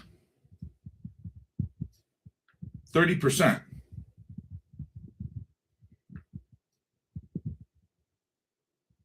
Wow. Oh shit. The S&P 500 index lost 37%. Wow. And by the way, one of the articles in here is from the National Institutes of Health. That's a weird place, right? Why would the National Institutes of Health have this? Well, because so many people died because they lost a huge chunk of their savings. They couldn't, now that they'd lost, 30, in this case, 37%, they couldn't afford any of the stuff that they had been planning on their entire lives. They could maybe still survive, but the house that they had, they couldn't afford that. They couldn't afford to have a pool. That's expensive. It's a hole in the ground you throw money into. The bass boat, that had to go. Basically, they watched their lives fall apart because somebody else. Now, if on top of that, you were somebody who was told, and again, this is the most egregious part of all of this, because this actually happened to somebody I know personally. And he thought he was making a really smart decision when he did it. Real estate's going up like crazy, right? He lives in California, in Palm Springs. Palm Springs real estate is fucking on fire. It's 2005, 2006. It's just crazy. He gets an opportunity to buy a house that right now just needs a little bit of work. It's a huge piece of property. It's on a half acre in Palm Springs. That's a big chunk of land. Huge pool, beautiful place. It's like $400,000. Now, here's the catch. At the adjustable rate mortgage that he started with, he could swing this. His payments were a couple $1,000s a month. Now, again, it's adjustable rate. But here's the good news. Based on how fast this house has been going up in value, he doesn't have anything to worry about. He'll have so much equity in this thing by year 5 or by year 4 that he's got nothing to worry about. Year 4 rolls around, year 5, whatever it was, and it is literally 2009, 2010. His $400,000 house is now worth $300,000, maybe less. But on top of that, so he can't borrow money. But on top of that, his rate goes from whatever the introductory rate, 1.5% or whatever, it trips.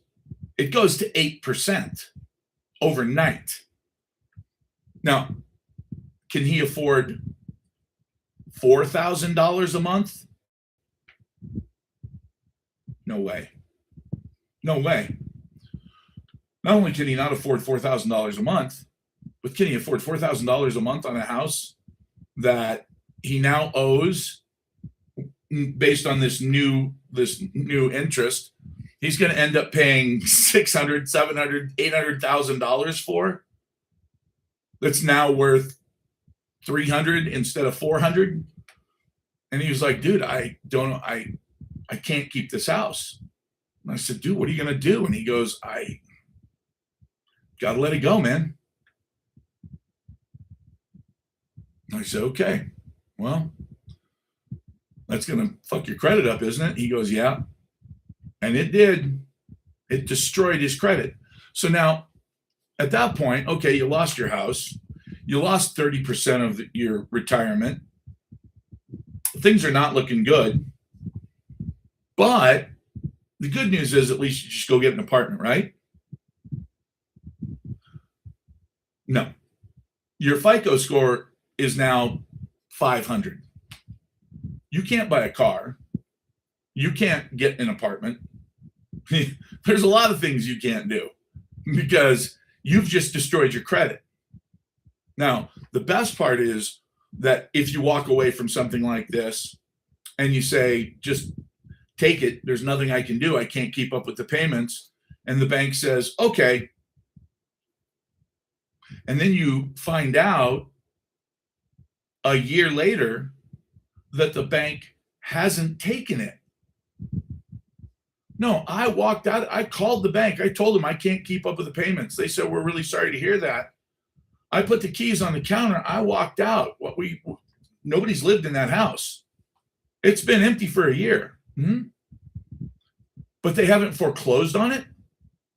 Nope.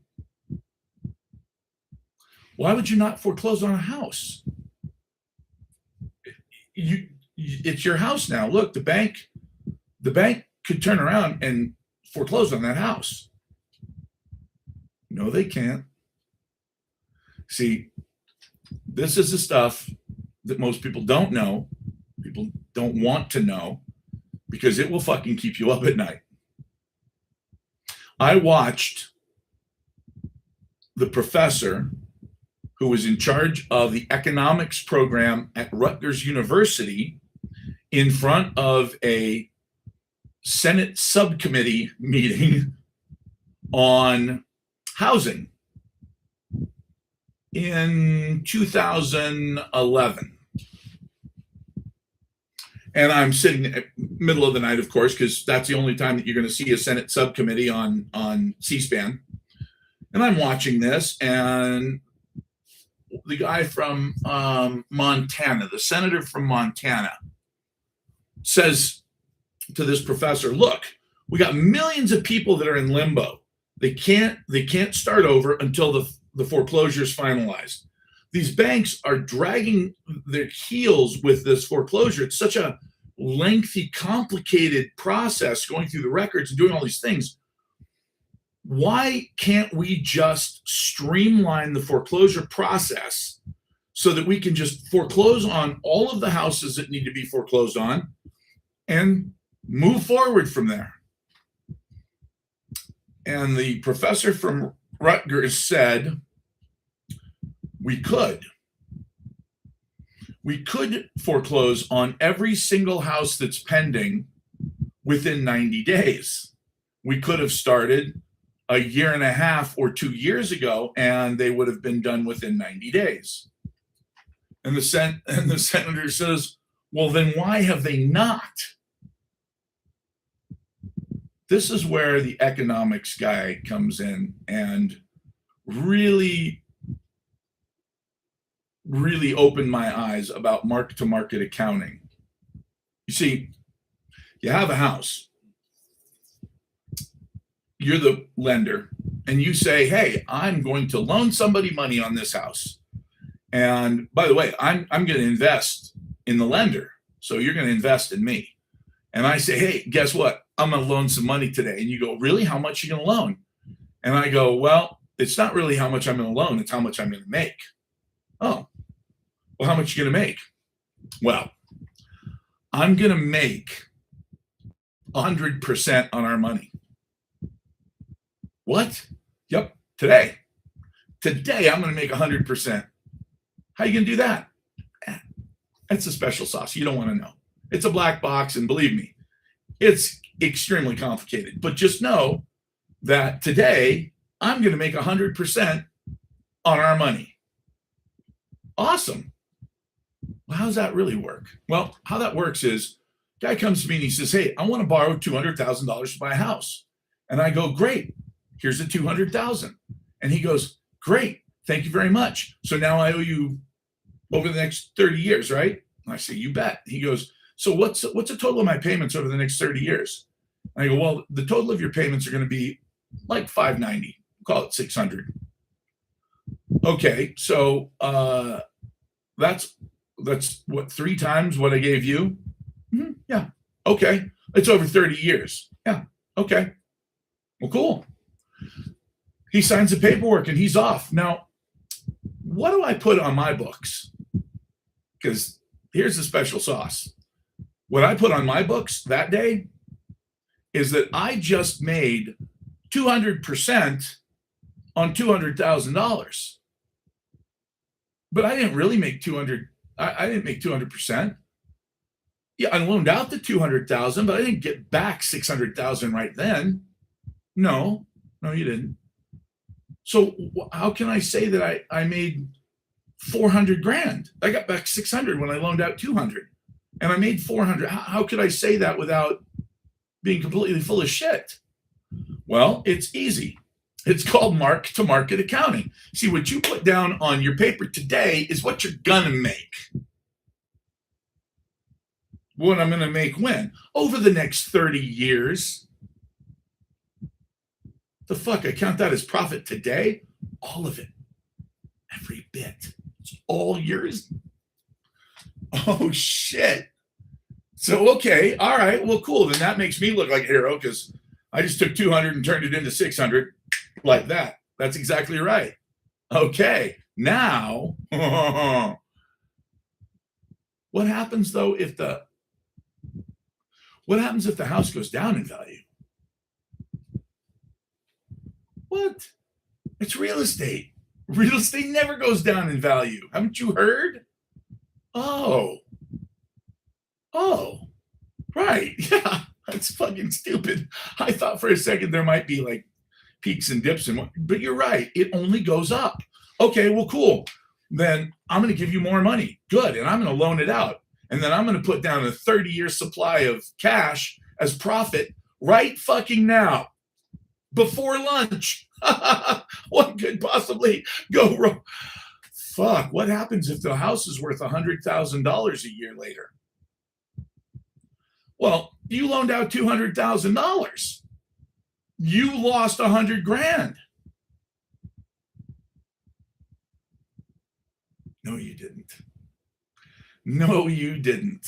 Because you did mark-to-market accounting. You said that you loaned out 200 and it came back as 600.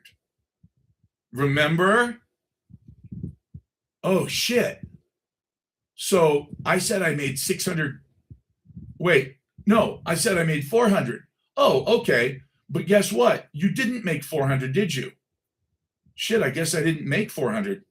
As a matter of fact, not only did you not make 400, but you actually lost 100 of the principal, didn't you?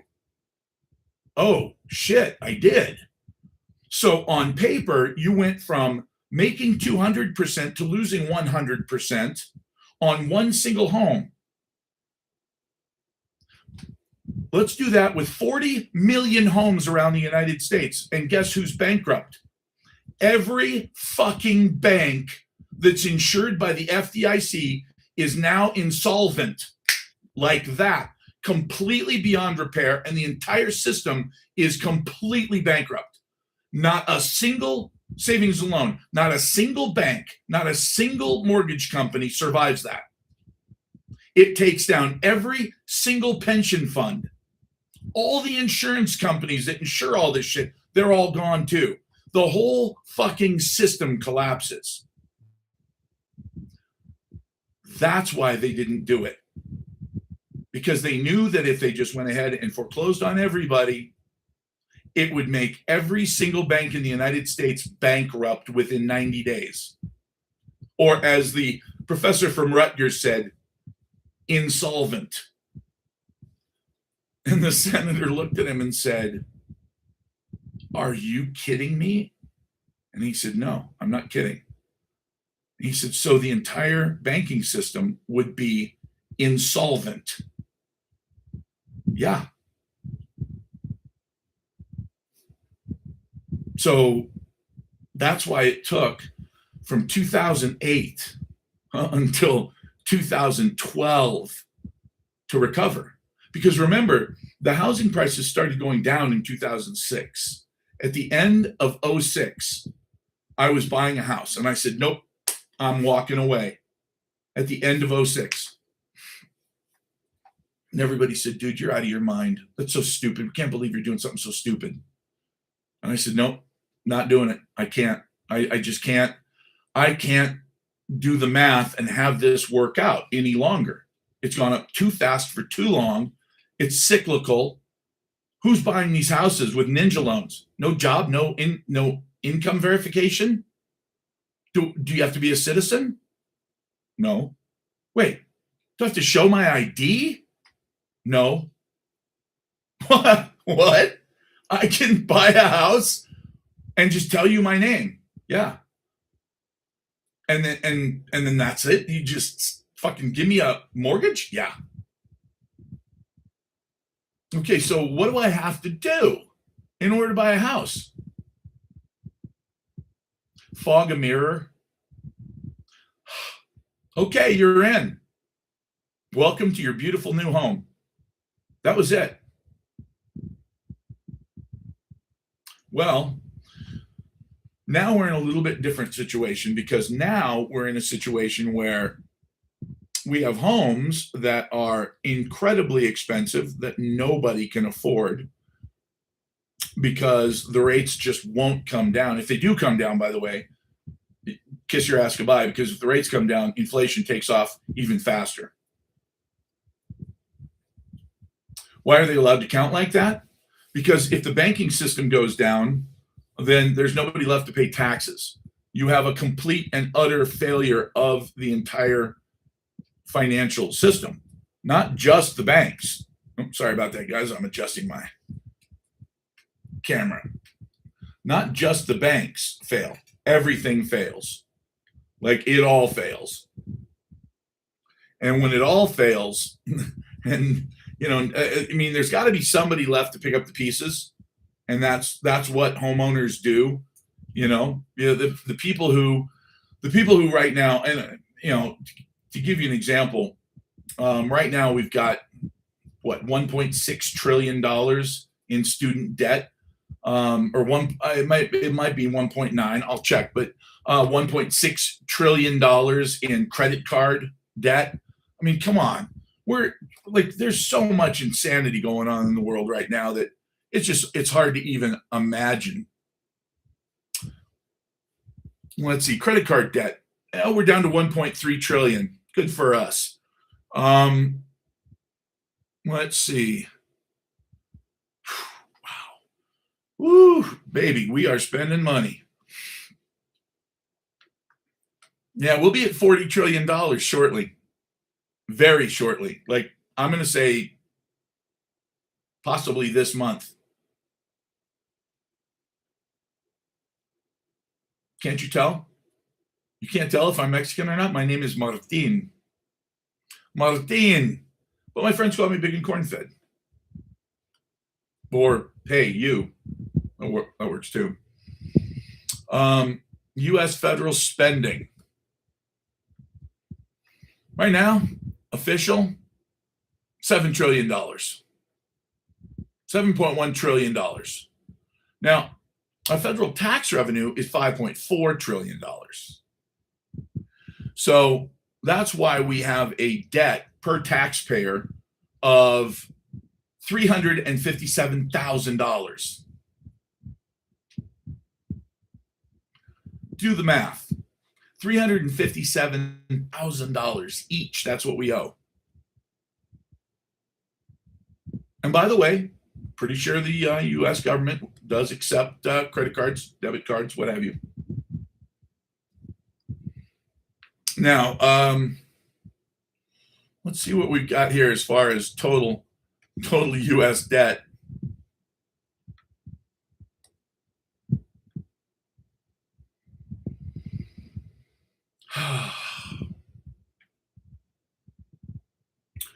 Total US debt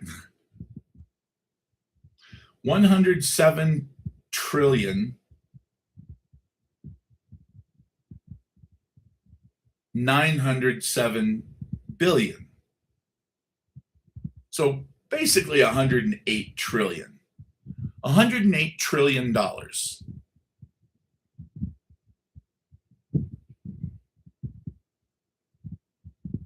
Interest that we're paying on that is $7 trillion. Now, it says that our US national debt is about 40 trillion. Well, that's odd. $40 trillion. So what's this 107? Oh, that's US total debt. See, they break it up because if they just told you the straight truth, you'd absolutely lose your shit. And so I'll go ahead and do that for you. The 39 trillion 256 billion, that's the debt for things like the War Department, etc., Social Security, Medicare. Now, the total amount, though, that we owe,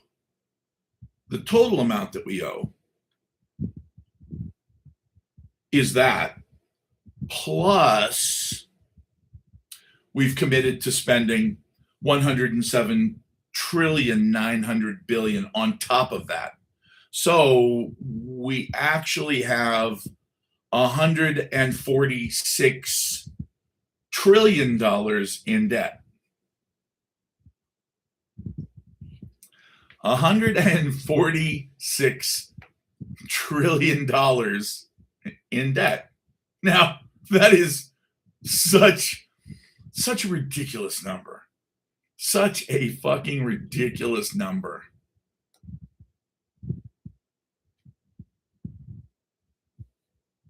It's a game. You have to understand it's a game. A quadrillion.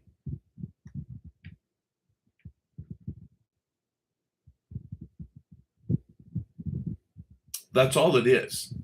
It's simply a game. It's not to be taken seriously. All of this is a game. It's always been a game. Since the time of the Sumerians. Anchorage, Alaska, beautiful place. It's always been a game. And this is what I want you guys to remember, okay? This is the key. Because throwing yourself out of an 8-story window may sound like a good idea sometimes, but it's not. And here's why. It's all a game.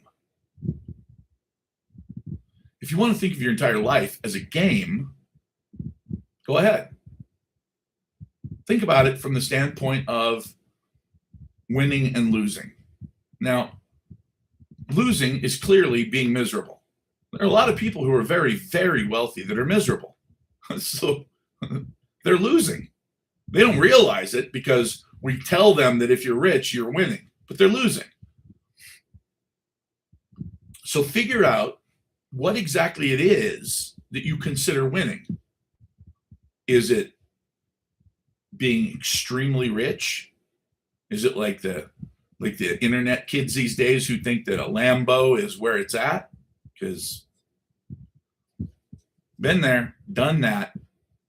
The thing that I remember when I had a half a dozen cars, some of which had prancing horses on them, and a 10,000 square foot house. The thing that I remember about living in the most exclusive golf club in Arizona was going to museums with my kids. It was the idea of going to NASA for space camp. That was the most fun I had. That was what made it super fun. That's winning for me. So do I need a 10,000 square foot house? Nope. Do I need a $200,000 car? Nope, don't need it. Now, maybe you do. Maybe that's just what you want. Maybe your thing is you're competitive with other people and you want other people to look at you and go, damn, he's kicking my ass or she's beating me at this game. Okay. You want to pay $20,000 for a handbag? Good for you. I don't even want to tell you what I think of that personally because it's not a fucking business. But yeah, it's a little nuts. However, it's a game. Now, these guys, they're playing their game. And their game is spend as much as you can. Spend as much as you could possibly dream of. Because at some point, the shit's going to hit the fan. It's all going to collapse. And we're going to have to start over. So take this funny money, this ridiculous, made up, silly shit that we've got here. This American dollars, these things that we just made up out of pure thin air. Take those and convert them into real assets. Like what? Well, I mean, like real estate, like this. Oh, so what happens when these collapse in value? Well, that will appear, really on paper, it'll appear to skyrocket. Will it actually skyrocket? No. What you're seeing is not this skyrocketing. What you're seeing is the other tanking. So it's going down. So does that mean this is just going to hold its value? You know, I'd like to say yes, but it actually will go up. It's not just going to hold its value. It'll actually go up. And the reason I say that, for all of you guys that are regulars on my channel, you know I've done these numbers a bunch of times. You look at what a house costs in silver back in 1975, and I believe when we did the numbers, we came up with 13,800 was the number. 13,800 ounces. Excuse me, 12,800 ounces. I rounded up to 13,000. So if that's the case, then how many ounces of silver would you need today in order to buy that same house? Because remember, the houses back then, they were a lot cheaper. Well, let's figure this out. Average house today costs $405,000. 405,000 divided by what did we see earlier? Was it 75? Yeah, 75. Let's just call it 75. I'm rounding down, but whatever.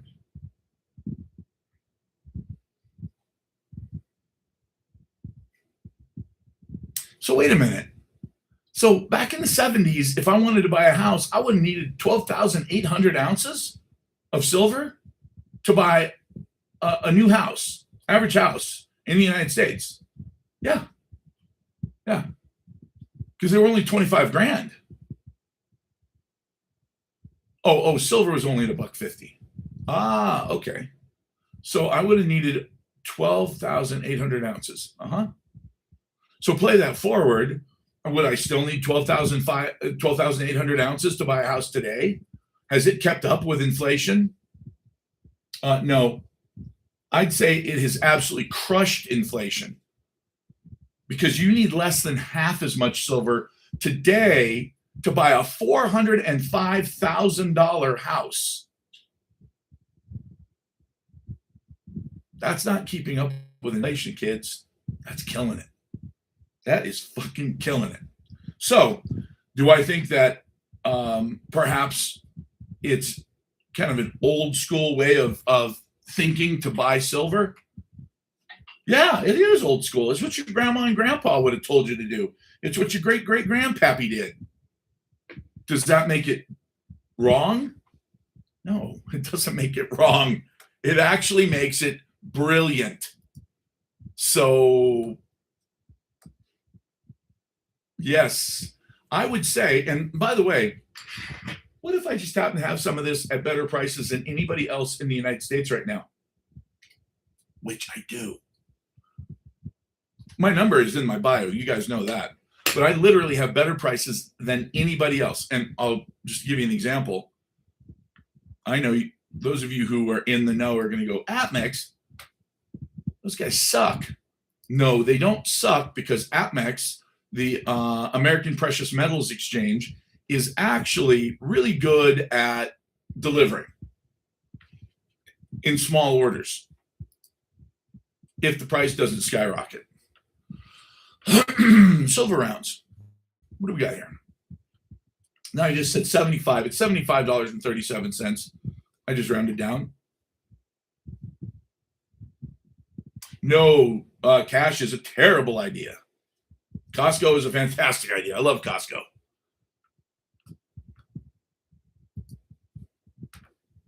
Okay. Those exact same rounds. Wait, are you guys? These are 999. Wait, are mine 999 or quadruple nine? Mine are quadruple nine. Now, by the way, just because I got to disclose this. The extra 9 on the end is like 1/100th of an ounce. It's really irrelevant. But look, if it says 4.9 fine, that's as fine as it could possibly get. That's really pure. 999 fine is really pure as well. It's just a matter of going through the process to prove that it's 4 instead of 3. It's irrelevant, really. But here's my point. Right now, at $75.37, if you wanted to buy 100 of these, you'd have to buy them for $85.55. Yes, that's more than $10 over spot price at the largest precious metals exchange in the country. Now let's go to JM Bullion. Now, I don't normally pick on JM Bullion. And the reason I don't pick on JM Bullion is because they deliver. Oh, by the way, I'm a wholesaler for AppMex and JM Bullion. That's another reason I don't pick on them too much, because, well, I do business with them. And Money Metals. Yes, I'm a wholesaler for Money Metals. They're actually the biggest pain in the ass of all to get stuff from. Okay, let's see.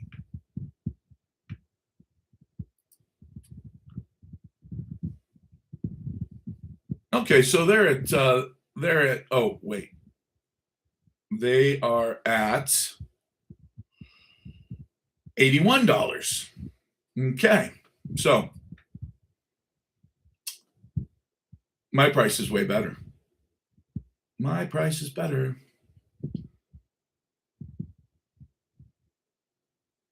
Money Metals, good place. And here's the thing. Thank you. Appreciate it. Money Metals. Yeah, I figured. The funny thing is, I've only heard a couple of horror stories about some of the big ones where guys have ordered $150,000, $200,000, $300,000 worth of silver. The price has gone way up, and then they were told, "Sorry, we can't fill that. So we're just going to have to send your money back. Or if you want, we can reorder it now that it's available, but the higher price." Well, what does that mean exactly? Well, it means that they did something that I would never do. They purposely waited till the price went up. After they got your order in-house, they realized, well, we can deliver it to the guy that we sold it to, or we can cancel his order. Since we paid X amount for it, we can now sell it for this much and have this huge profit. And all we have to do is tell this guy, look, really sorry, we'll send your money back.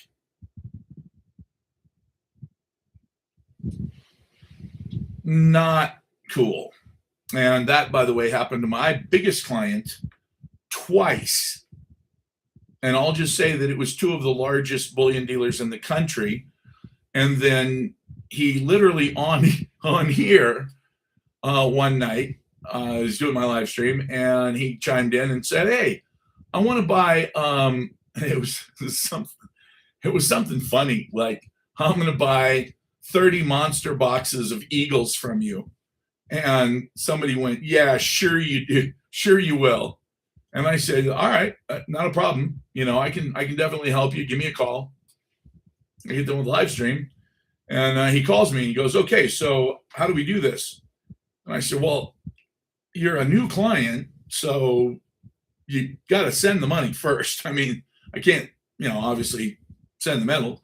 And he goes, "Didn't you say something about if I bought more than a certain amount, you'd bring it to me?" And I said, "Well, yeah, actually." And he goes, "Wasn't it like over 10,000 ounces?" And I said, "Yeah." And he goes, "Well, I'm buying more than 10,000 ounces." I said, "Well, that's true." Okay. So he told me where he's at, and it was only 1,000 miles or so. And I said, "Okay, I'm on my way." And sure enough, next day, money's in. By the way, he bought that. He bought that in 2021. I'm not naming any names, but I am going to go back and look and see.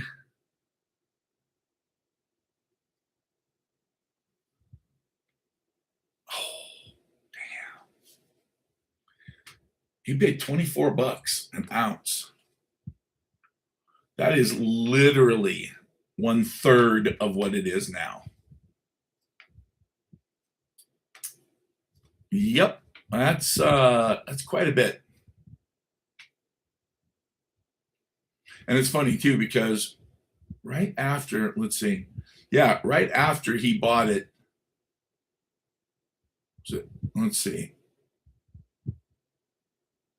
yeah, he he bought it. He bought it in. I want to say, oh shit, he bought it for 20. Wow. All right. Um, well, that's the thing. I don't make that much. I mean, AppMex is charging $10 over spot price. I know what they pay, so I know they're making good money. The way that I make any money at all at my prices is by not paying for advertising. I don't pay for advertising ever. This is it. TikTok and YouTube are my only advertising ever. So, yeah, he bought it. He bought it at, I'll never forget this. He bought it at 20, delivered it, and a week later it was at 17. And he was like, "Son of a bitch, this happens to me every time." And I was like, "What do you mean?" He goes, "Every goddamn time I buy silver, it goes down by at least $2. And I said, "Well, it'll go back up." And he goes, "Oh, I know it'll go back up." And I was like, "So what do you complain about?" He goes, it pisses me off. It's like literally every time I buy it, it goes down." And I said, "But what'd you start buying at?" He goes, 10. I was like, "Dude, you started buying at 10 and now it's at around 20. And he goes, "Oh yeah, I know it'll go back up. But for once, I would like to just buy it and have it just go straight up from the minute I buy it." He's been a client of mine for half a decade.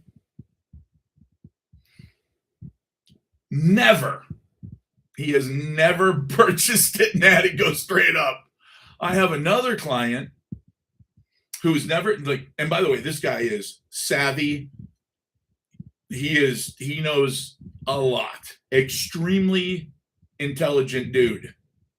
I got another client. It won a lawsuit. Super humble guy, very laid back, low key, Native American guy. Well, he doesn't know shit about financial markets. He's in construction, and he's just the most chill dude. Really nice guy. Wife is just the sweetest lady.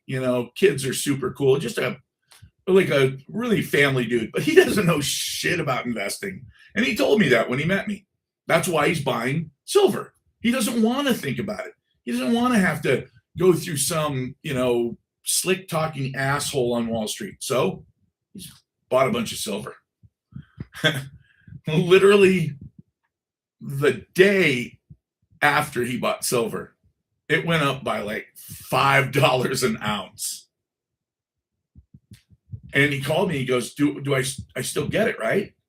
And I said, "Yeah." And he goes, "But I mean, I just ordered it." And I said, "Well, when you put your order in, you bought it." And he goes, "Even if it goes up?" Not stupid. And I said, "Yeah, even if it goes up." And he goes, "Okay. So I just made a lot of money." And I said, "Well, yeah, based on buying 20,000 ounces, yeah, you just made a lot of money." And sure enough, he calls me back, I don't know, not quite a year later. And he says, "All right, I got the rest of this settlement. I'm going to buy more." He bought more. It was probably it was before I could even deliver it, that had gone up by $10 an ounce. And I was like, "Dude, you're like a lucky rabbit's foot. Whenever you decide to buy, I should tell all my other clients to buy. Every time he buys, it goes straight up." Well, that's the thing. If the economy collapses, silver will not have a recognizable dollar value, but it will have an extreme value. So at some point, let me give you an example. At some point, you come to me and you say, "Hey, man, I want to get a bottle of Jack Daniels." Okay. Well, I got a bottle of Jack Daniels. Well, what's it worth to you? Well, I mean, I give you a carton of cigarettes for it. Carton of cigarettes. All right, deal. That's how the economy will absolutely work in a complete financial collapse like the Great Depression. Period. Now, if you came to me with American dollars and you said, "Hey, I got these greenbacks, I got this crypto, and how much for your bottle of Jack Daniels?"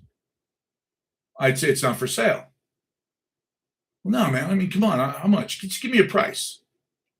"I don't want to give you a price. I don't want your fucking crypto." "Why don't you want my crypto?" "Because your crypto is literally our fingerprint directly to the government for everything we do. So, I'll tell you what, $200. Okay, I'll do it. Pay $200 for one bottle of Jack Daniels." A big bottle, of course. Yeah, I would." "Okay. What are we going to tell the government you gave me that $200 for? How do we explain that?" "Oh, they're going to want to know. They're going to want to know every single transaction that you make must be explained now. That's the fucking purpose of a currency like that. It's not a cryptocurrency. Throw that term out the window. It's a cyber currency. And your cyber currency is literally specifically designed for one thing. And that is to watch every single thing that you do with your money. That's it. Okay, but what if I don't want to tell them? Well, then they're going to show up at your door and they're going to start inventorying your stuff because clearly you've committed fraud somewhere. Now, if you're throwing around $200 at a time without telling anybody what it's for, we can pretty much assume that it must be tax fraud, right? "Well, no, I just bought a bottle of booze and I didn't want anybody to know that I was drinking." "Oh, you bought a bottle of booze? Well, where'd you buy a bottle of booze from?" Any retailer would have instantly given us the information. If you ran that through the system, then we would have seen it instantly. Unless, are you buying illegal black market alcohol? Because now you're going to prison unless you give up the next guy. See the problem? It's not cryptocurrency. Crypto, look,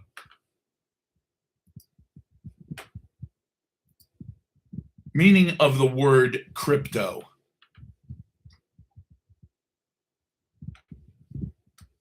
Right. The word crypto comes from the ancient Greek word kryptos, which means hidden or secret.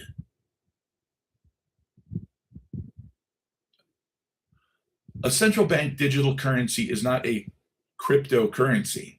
It's not hidden. It's not secret. It is literally the opposite. It is the opposite of that. That is why they're pushing for it so hard. So, if we have, and let's call it a gray market,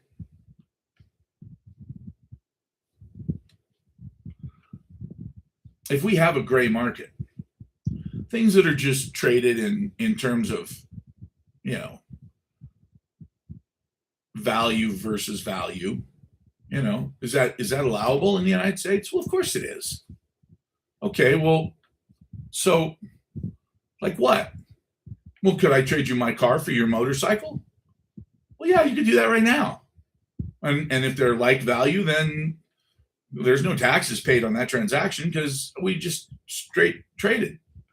Well, what if the government says my car is worth 10 times what your motorcycle is? Well, if the government says it is, then yeah, you're going to have to pay taxes because they're going to assume that there was a huge amount of cash that you just lied about. It doesn't matter because the value of the car is so much greater than the value of the motorcycle. Okay. Well, how do they know? How do they track all that now? Well, it's kind of a sloppy system.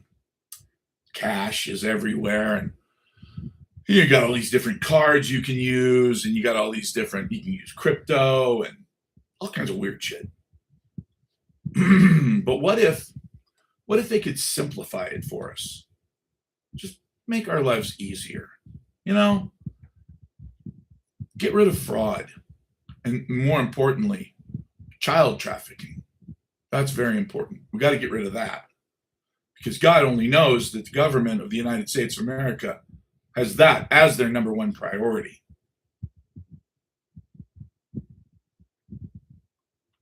So for that purpose alone, it's worth going to a central bank digital currency, a cyber currency.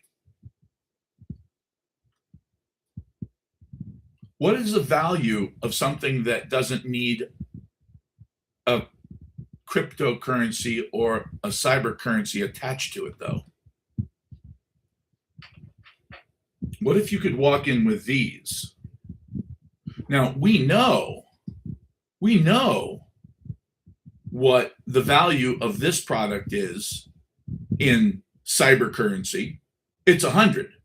And we know that the value of this in cyber currency is 100. And we know that the value of this in cyber currency is 100. Wow.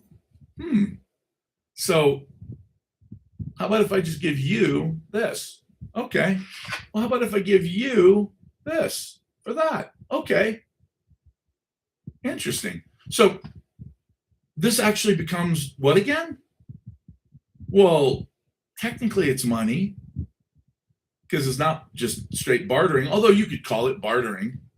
I mean, if you wanted to, not have a taxable situation. Well, what's this? Well, it's a coin. Is it a coin? Sorry, no, it's a round. What the hell's a round? It's they're called silver rounds, and it's just a piece of silver.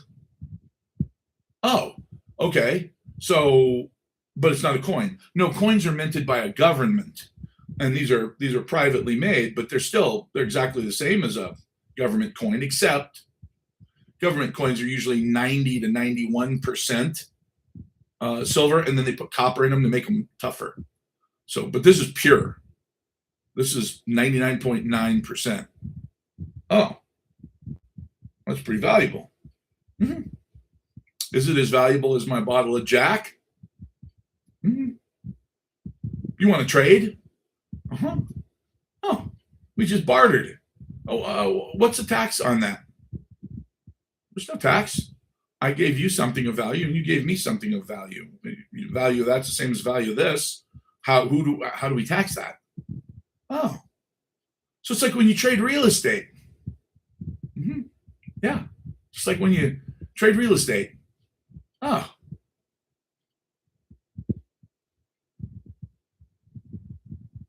how would this keep them going? That's kind of stupid, actually.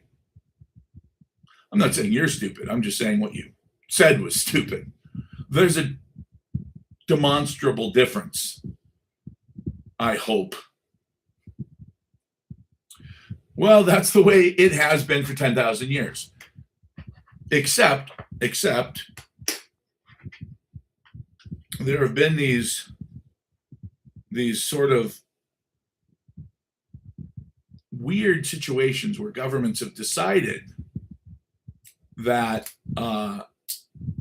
maybe they could cheat, and they could take something like this and they could add some zinc and some copper and some other stuff to it and bring it down to 40%. 40%? Why would you bring that down to 40%? Well, just because we just want to be able to make more of them. Why do you want to make more of them? Well, because that way we can say we have more of them and that they're of a certain value, and therefore we have more money for our country.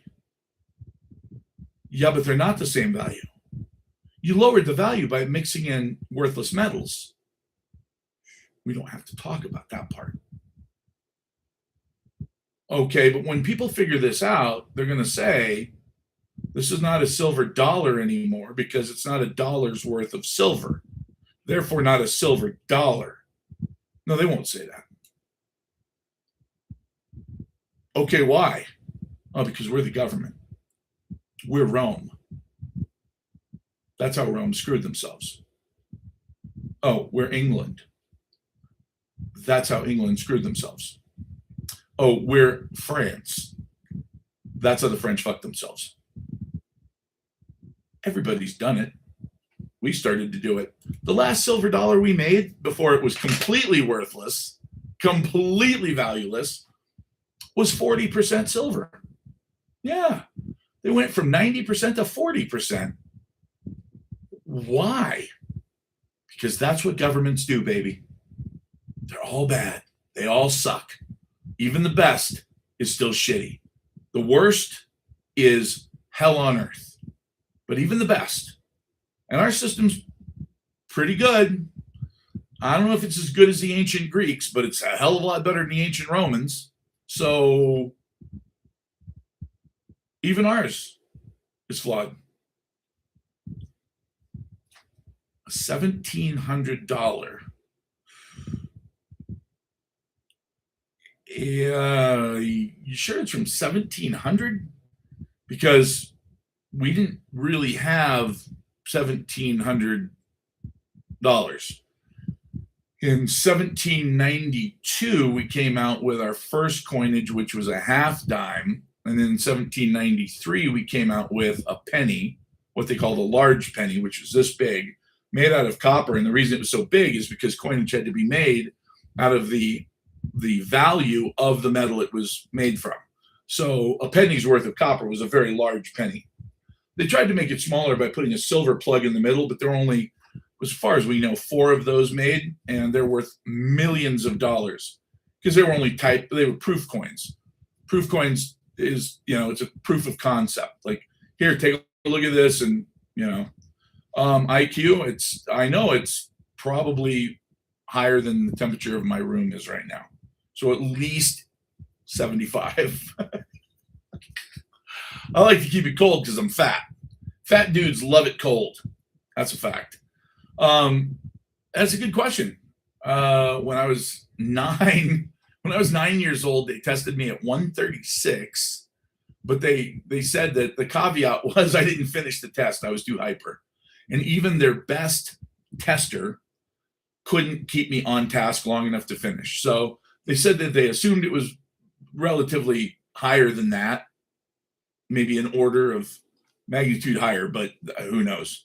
So, yeah, I mean, it was 136 at 9 years old. So, it's around 140, somewhere in there. I mean, it's enough that I'm never invited to parties, that I'm like right on the edge of being autistic, you know. I still have a sense of humor, thank God. But yeah, um, I'm not what most people would consider normal. You know, I mean, it sucks. So yeah, and that's the thing. A lot of people think that anybody who does like spec ops stuff, obviously they're tough but not too bright. It's like, oh, you're fucking running towards danger all the time. Guys that aren't smart don't make it. Like you don't get to do special operations stuff unless you are really smart. Yeah, actually, I probably weighed 130 at 9 years old too. Although I wasn't tall. I wasn't tall. Um, when I was let's see, when I was a freshman in high school, I was about 5'4", and by the time I was a senior, I was 6'4", and then in boot camp, I went in at 6'4", and then 13 weeks later, they measured me. I was 6'6", and then I was about 2 years after that. I was 6'7.5". Oh, I see patterns and trends like super quick, and this is the weirdest thing. The one thing, like my gift, and this is it. This is really true. My gift is that I can be sitting somewhere and just picking my nose mentally and going, yeah, I think my favorite flavor is Rocky Road. Oh, that's not right, because that's a compilation of flavors. And you can't take a bunch of flavors and then compare them to one flavor. That's not right. Hey, whoever said, and I'll have this thought that just comes out of fucking nowhere. I have no idea where it came from. And it's like, whoa, what what about this? And I'll call people and I'll go, have you ever thought about this? And I'll go, the fuck no, I've never thought. Where did you see that? And I'll go, I just thought of it. And they, you just thought that? I'll go, yeah. They're like, holy shit, dude. You've got to write that down. Sometimes I won't. Sometimes I'll forget. But the ideas that pop into my head while I'm thinking about irrelevant shit, and it's almost like when they talk about how people who are falling asleep, like I want to say it was Edison, might have been Ford too, but I know it was Edison, would have a steel ball bearing in his hand when he was sitting in his chair, he would start to fall asleep, and then the ball would hit the ground and startle him back awake, and he would immediately grab a pen and write down whatever he was dreaming about. Now, a lot of times I don't remember what I was dreaming about. I'll give you a perfect example of remembering one. Last night, no, not last night, night before last. Night before last, I had this fucking crazy dream. Crazy. And this is this is when it gets really interesting. But night before last, I had this crazy fucking dream.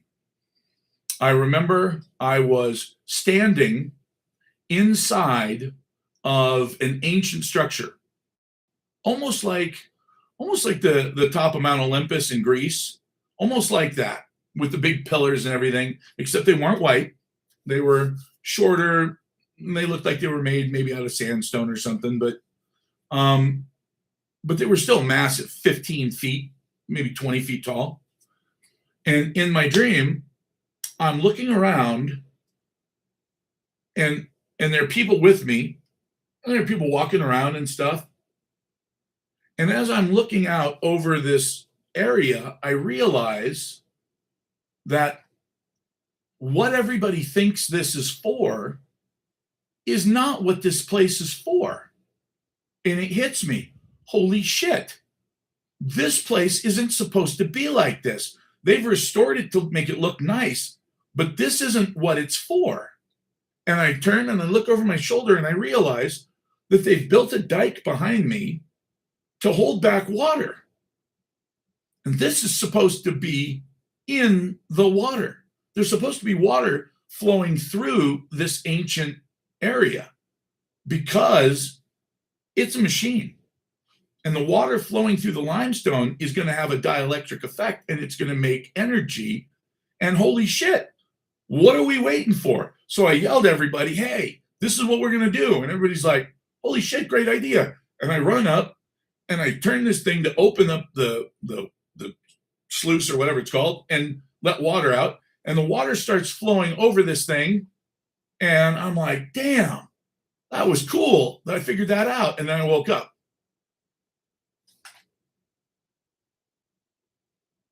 No, I didn't get a ribbon.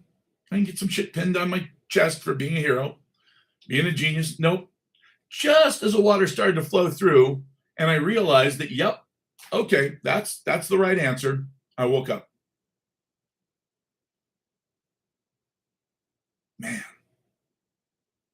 I was a little disappointed. So here's the best part. I come out here this morning. I'm still thinking about this dream and I'm thinking, what does it mean? Like water flowing through, and I knew it was ancient Egyptian. And I thought, what does it mean? Water flowing through it. Now I know that water flowing through limestone creates an electrical discharge. And I know that the pyramids are built on the Giza Plateau, which is made out of limestone.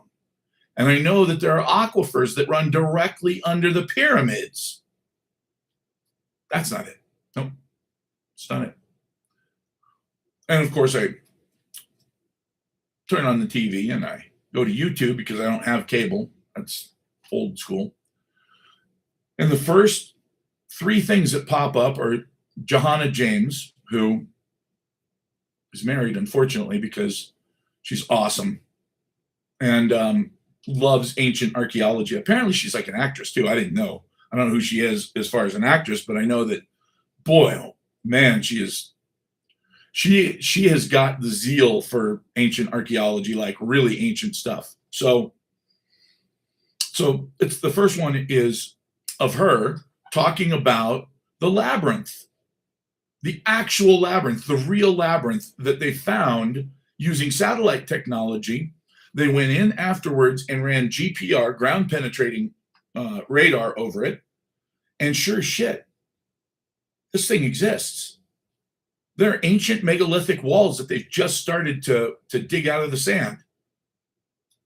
What? The labyrinth, the real labyrinth? Yeah. Hundreds of rooms, many, many layers. And I'm talking about floors that are all 10, 15, 20 feet high. And there's another floor and another going way down deep. And I watch this and I'm thinking to myself, okay, that's kind of cool. Next video, it's about the Osiris shaft or the Osiris shaft, which, by the way, if you don't know, the Osiris shaft is the craziest thing ever because it's halfway between the Sphinx and the Great Pyramid. Or actually, not Cheops pyramid, Khafre, a pyramid of Khafre. And it's halfway between the two. And it's a shaft that goes down about 20 feet. And as you climb down the ladder, you're in a room. Well, what's the room? Well, it's got several niches in it for burials. It's a tomb. Yeah, it's a tomb. That's cool. And it's even got some ancient burials in there. Wow. Well, you go to the other side of the room, there's another shaft. How far does that shaft go down? The shaft goes down another 30 feet, straight into the bedrock. All right, so you climb down there, and what do you come to? Another room. Okay. Anything else? Yeah. Another shaft that goes down another 30, 40, 50 feet. So now you're 100 feet underground through the bedrock. These zigzag things that go straight down. Now you're 100 feet down into the bedrock. And what do you come to? A room that has water in it, but just at the water level is a sarcophagus with a 12-ton lid.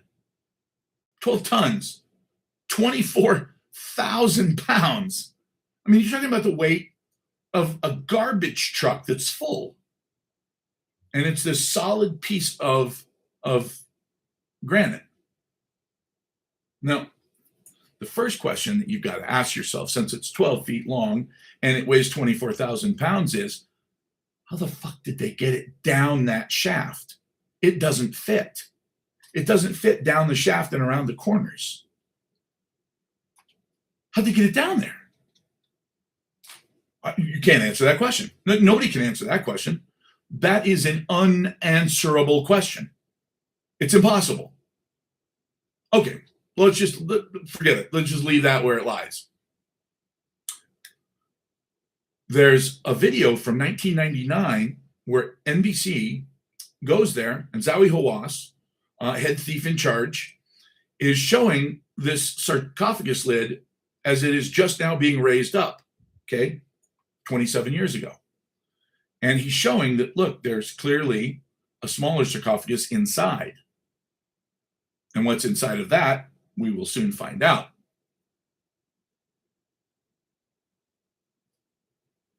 That's it. That's it. Okay, hold on.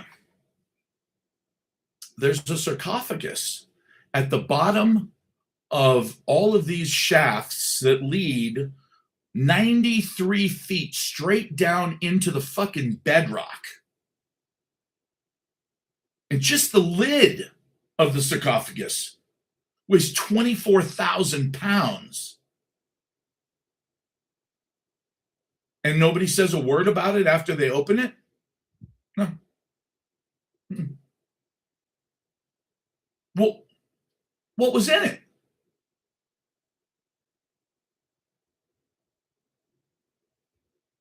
Just crickets.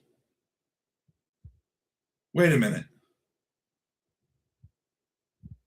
Well, this is supposed to be the sarcophagus, the burial of Osiris, god of the underworld.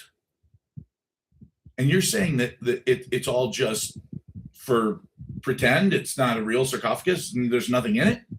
Because he was saying that there was something in it when they first opened it on video. It's a news story. They're showing the water is murky, but you can see down in the water there's something inside there. No, it was empty. That's what they've been saying recently. It's empty. It was empty when we opened it. Okay, but you don't remember that you actually had somebody videotaping 27 years ago when you opened it and you said, look, there's something in there?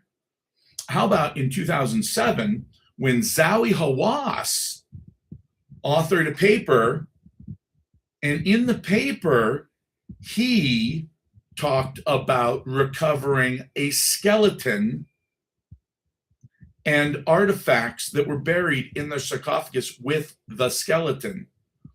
In that sarcophagus at the bottom of the Osiris shaft. Wait, what?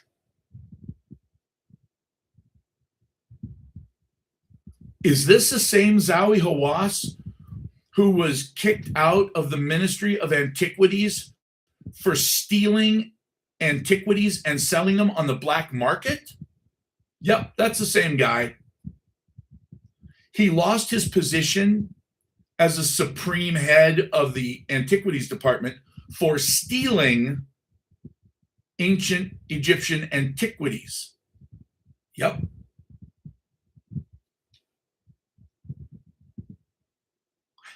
And there was this enormous, and when I say enormous, imagine the effort it must have taken to get this sarcophagus down there, to get to the point where you've gone all the way down to where you have literally hit the water table 93 feet down through the bedrock. And you have this incredibly elaborate tomb for, and this is the theory, the pharaoh Cheops, Khufu, the guy who they say was once buried in the Great Pyramid, that there's zero evidence of, the one that wouldn't have fit in the granite box that's in the King's Gallery in the Great Pyramid. It's said that that's who's buried there. And when I say it's said over the course of 4,500 years, up until about 2,000 years ago, all of the historians talked about that was actually Cheops that was buried there, not Osiris.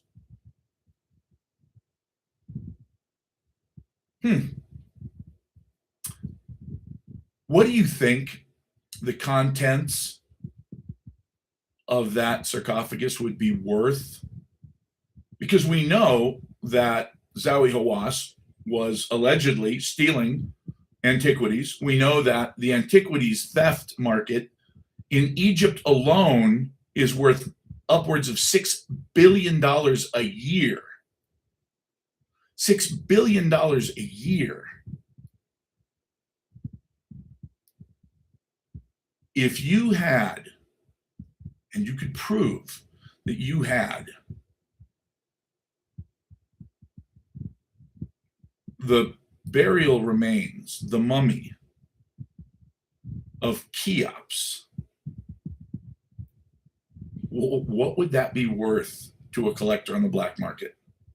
It could arguably be the greatest recovery of Egyptian history.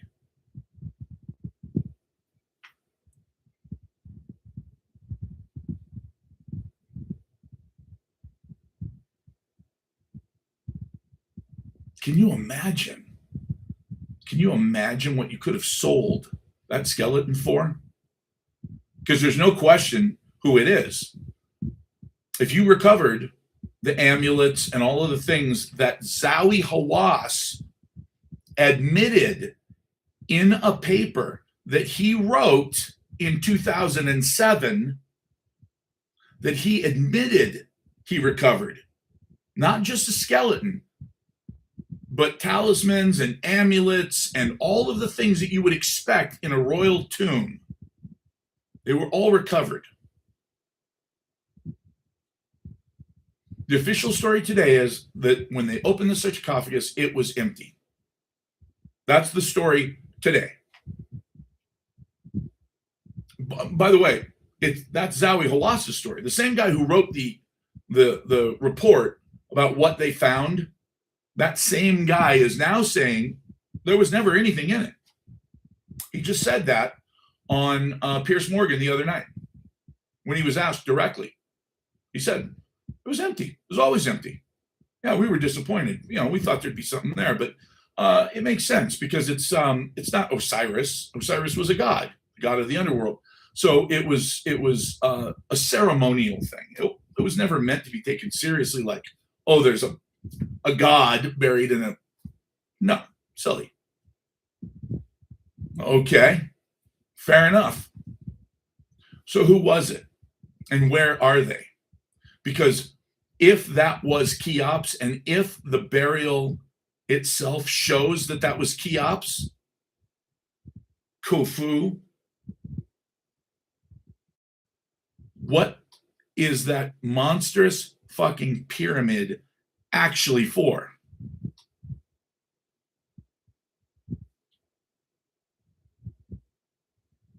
The Great Pyramid is not a tomb, and we all know that. But Egyptologist idiots always say, oh, well, you know, hey, it's a tomb. It's a tomb. No, it's a tomb. And you can see it's a tomb. Okay. Why do you say it's a tomb? Well, because it's a tomb. Okay.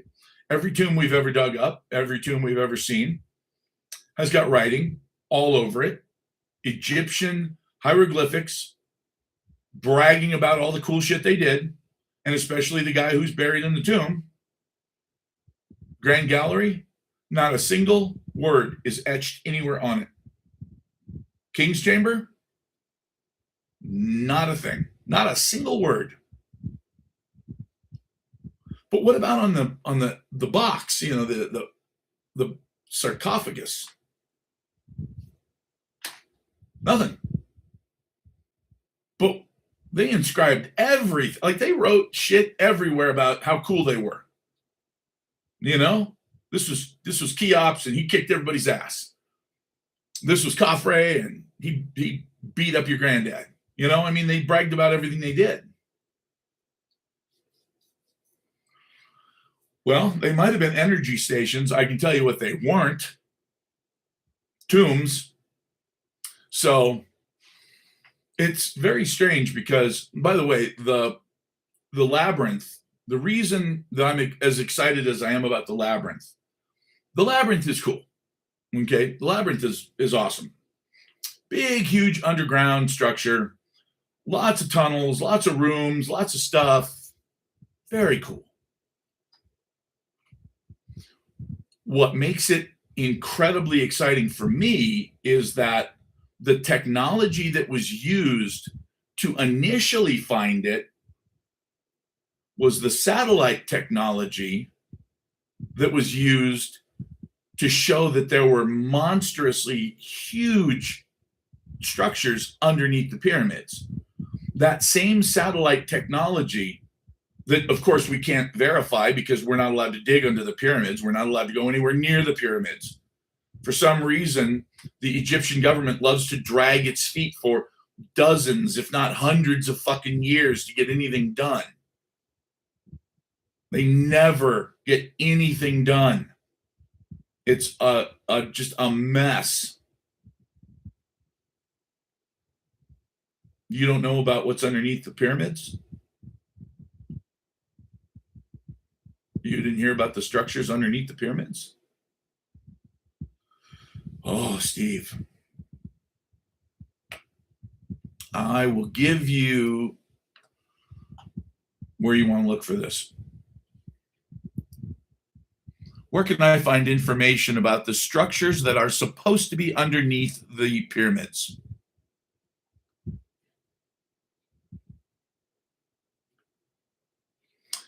Information about the structures beneath the pyramids ranges from well-documented archaeological chambers to recent, highly controversial claims of a massive underground city.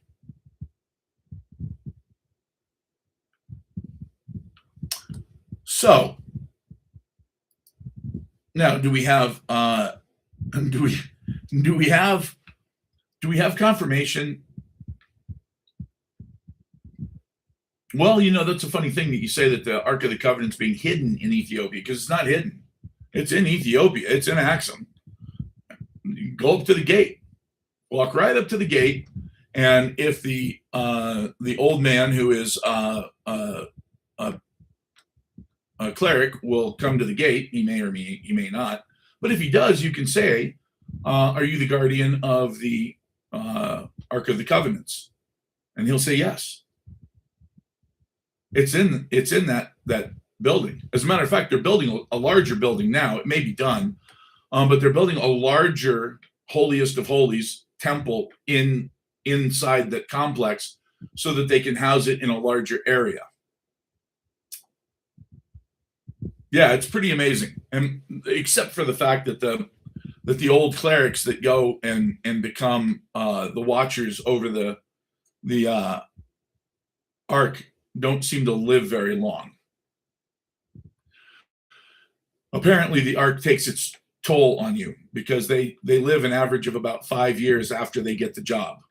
So, and one of the other things that we noticed about them is they all seem to have their eyes cloud over very quickly. They get cataracts very quickly, which leads me to believe that whatever's leaking out of that thing is radioactive. Yeah, they do go blind. Absolutely. They go blind before they die. And that's pretty quick. I mean, 5 years, it's not a long time.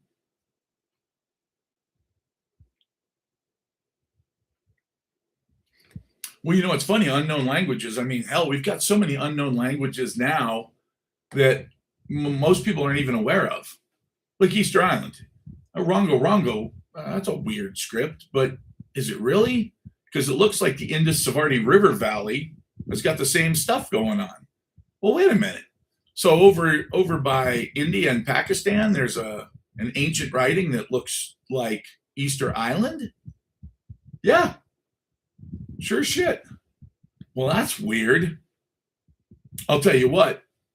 When people talk about secret societies, here's one that you probably want to share this live with your friends for this next part, because when I found this out, it really changed the way I think about humanity and humans and society, whatever that means, because it's when I found this out, it's not something that is talked about much.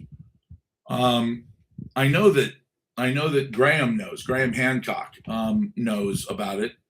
I've talked to him, super nice guy. I don't know him as well as I know Randall. Randall Carlson and I are actually really good friends. So, but I do know that Graham, he mentioned it once, but I don't know if he forgot that he said it or what, but I dug into it 20 years ago maybe 25 years ago when he said it. And he might have mentioned it as an afterthought. I didn't think it was an afterthought. So the more I dug into it, the more I realized this is a really big deal. And that is this. If you had been standing between the paws of the Sphinx on the fall equinox, as in the middle of the night, as you're looking out over the Giza Plateau, you would have been looking at Leo, the lion, coming up over the horizon directly in front of you, literally level with the paws of the Sphinx. Now, if you had hustled over to the pyramids and stood next to Khafre's pyramid in the middle and looked up, you would have seen directly above you that, and by the way, same night, 10,500 BC, September 22nd or 21st of 10,500 BC. If you had run to Khafre's pyramid and looked straight up, you would have seen Orion's belt. And the star formation of Orion, the belt would have been exactly a mirror of what's on the ground. You would have had the Great Pyramid, the Middle Pyramid, and then offset by a couple degrees, you would have had the smaller pyramid directly above you. Okay, now, a lot of people know that. A lot of people know that this was a really interesting thing, because if you think about it from the standpoint of trying to really get a message across to somebody over time, that's the largest statue. That's the largest freestanding statue ever carved out of one piece of rock in history. The pyramids, especially the Great Pyramid, is the largest building ever built by volume. I mean, these things are massive. 2.2 million blocks of stone with an average weight of 5,000 pounds. That's a big building, man. So here's where it gets interesting, because this is what people don't know.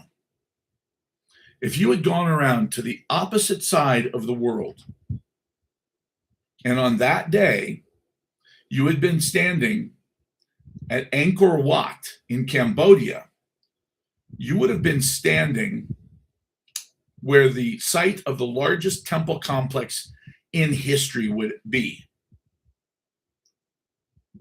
Temples strewn out over miles and miles and miles. And what's interesting is that even though Angkor Wat hadn't been built yet, when it was built to mirror the exact same thing. Draco, the dragon, directly overhead on the same night in 10,500 BC.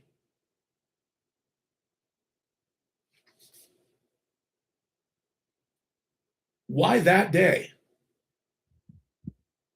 You've got people telling us that that day is important. You got somebody who built the Sphinx whenever they built it. Maybe it was built 9,000, 10,000 years ago. Whenever it was built, they built it to tell us of that day. The Great Pyramids were built to mirror the sky above on that same day. Were they built 10,500 years ago? Maybe they were, maybe they weren't. But they were designed to tell us to look at that day. And then you go all the way around to the opposite side of the world, and the largest temple complex ever, remember, largest statue, largest building, now we got the largest temple complex ever built, strewn over miles and miles. And it is exactly in the form of Draco the dragon. And the larger temples mirror the larger stars. But they say that it was built 1,600 years ago. So it was built 1,600 years ago, but it was there to tell us about a day, September 21st, 10,500 BC. Why? Why that day? Don't you find that kind of interesting? Like, why that day? What was, and here's the most important part. This is the part that I don't think Graham or anybody else has really thought of that much. Let's just say that the Sphinx and the pyramids were built thousands of years apart.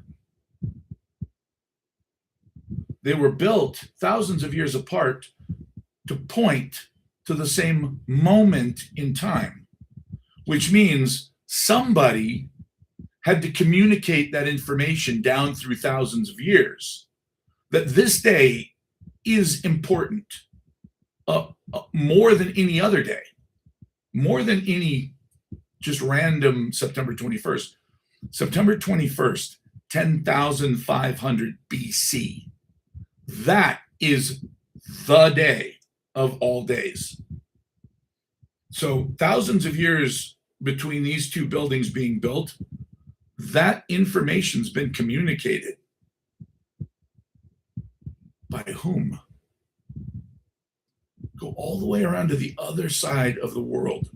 Completely different culture, completely different belief systems, completely different religion, completely different way of life. But somebody has communicated down through the millennia that this temple complex should be built.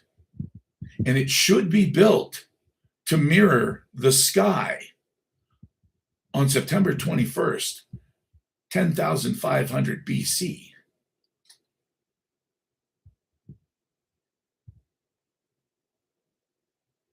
Why? What happened that day? That's the question. The two questions I ask myself that give me the most fun: what happened on that day that was so earth-shaking, so completely earth-changing, that societies, secret societies, that are global secret societies, would pass that information down by mouth? It's not written anywhere. Not written anywhere. By word of mouth for tens of thousands of years. At least 12,000 years of that we know of. Who who are these people? Who are these people? Who passed that knowledge down? It wasn't the Greeks, because the Greeks came and went. The Romans came and went. The Chinese, well, hell, they only started 6,500 years ago. Sounds like a lot, but that's only halfway back. So who's been running around this world transmitting this knowledge? And what other knowledge did they have? I mean, they must not be broke. They must not be losers, because this information is important enough that then they go out after they get this information and build the largest fill in the fucking blank of its kind in the world.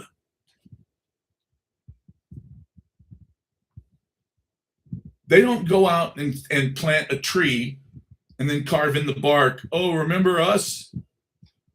They build the largest temple complex ever constructed on Earth in one spot, the largest building by mass ever built in another spot, and the largest fucking statue ever built right next to it. I don't know, man. You tell me, because I can't even imagine. That predates the Knights Templar by what, 11,000 years? That predates Christianity, it predates Judaism, it predates the Sumerians. The only thing that it doesn't predate is Göbekli Tepe or Karahan Tepe, which were supposed to be just basic like hunter-gatherer structures. Unless of course there was somebody, a civilization before recorded history. And that date was the most important date to them. That was the date that everything changed for them. Can anybody think of any possible civilizations that may have been erased? Yeah, whoever the civilization would be, the survivors would have to have some damn good building skills. And geometry, probably calculus, trigonometry, you name it. Yeah, a lot of people talk about the pyramid and how amazing it is to build. Don't even think about the pyramid. Think about the place that it sits. Think about where the pyramid is. Somebody had to level off 13 acres of bedrock, perfectly flat. And if it was off by 1 degree, when you went up by over 500 feet, the whole building would be off. So you have to start by clearing away all the dirt and all the debris, and then planing off perfectly flat and smooth 13 acres of bedrock. Damn. That's a hell of a start. So, do I believe that there are secret societies out there? Yep. Do I believe that the most advanced among them may be completely out of sight? Yeah. I don't think they're the ones that you talk about. I think all the conspiracy theories are, your sort of basic stuff. Do I think that there could have been an extremely advanced civilization that for some reason was went through some kind of massive cataclysm and wanted us to be aware of the fact that it happened. And if you want to know when or what it was, this is the date that it happened. And they probably assumed that at some point civilization would be advanced enough again that it could look back on that date and go, oh, well, in the archaeological record on that date, the problem is nobody's looking yet. But I think it's time. Yeah, it'd be worth a couple bucks. So yeah, I invite anybody who's interested to join me in trying to figure out what happened that day. You know? Well, I mean, it doesn't necessarily have to be superhuman. We build some pretty amazing shit now, and we're just human. Oh, we're not even that bright. Like, look at what we do in our spare time. You know, we build these absolutely amazing, incredible projects, and then we go out and drop bombs on each other for the fuck of it, so that somebody can make money. Right? It's like, whoa, you know. Look at some of the more barbaric religions and what they believe God said, and go, where is the evolution here? Like, this is not evolution. 3, 4, 5,000 years ago, we were more advanced than this, at least when it came to certain laws. So I don't think it's superhuman. I think that it's been proven that if you really want to wipe out a civilization, you only need to kill about 80% of the population. The other 20% will have such a small understanding of rites, rituals, the performative stuff that tells you who you are as a civilization, that it'll just fade over a couple of generations, and they won't have any idea who they were. They'll have no sort of collective memory left. So, that's why when you look at some of the civilizations that have been really sort of stomped out, you don't have to kill everybody, but you have to kill enough people that all of the old wisdom starts to fade. And within a couple generations, it's gone.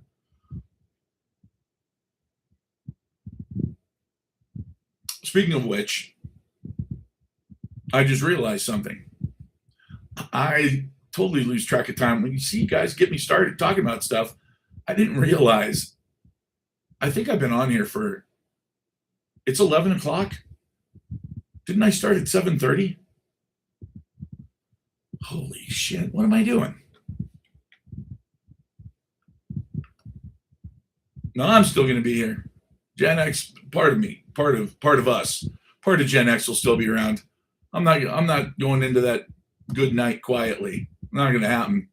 I'd like to at least live to be 130, because every time I think that, wow, something just amazing was discovered, something more amazing is discovered. That's why I say life's a game. What do you consider winning? If you consider winning being rich, well, you might want to stop watching the mainstream media, because that's who's telling you that. Oh, dude, I love to. I know that's why I don't get invited to parties, because it's like, oh shit, man, don't get me started on that. Well, what's that? I don't know. There's 100 different things. The one way to keep me quiet, though, is talk about sports. I don't know shit about sports. I played football in college. I watch football, and it's putting in a dime package. Oh, they're going with a nickel package. I don't remember that. Even though I played offensive line, I'm like, what? Yeah, just not something I store. That's the information that you let go of. Let that shit go, as Buddha said, very, very succinctly, many times, I'm sure. So anyway, all right, you guys. Well, I'm going to go eat dinner, which I thought I was going to have at 8:30. Apparently not. Yeah, man, that would be awesome because that would mean that I'm in fucking Australia. And believe me, I'll get there. My son and I were just talking about that. We were just watching some YouTube videos about guys who have sailed all the way across the ocean. That kid did it when he was 17 in like a 30-foot boat just recently. I'm like, man, that little punk ass kid can do it. I can do it. I mean, yeah, I get seasick, but whatever. That's why I was in the Marine Corps, not the Navy. Tartarian Empire. Now there's one. That's a weird one, man. Huge empire. Poof. Gone. Poof. Gone. So anyway. All right, you guys. Well, have a great night, and I will see you tomorrow night. Call me if you want some silver.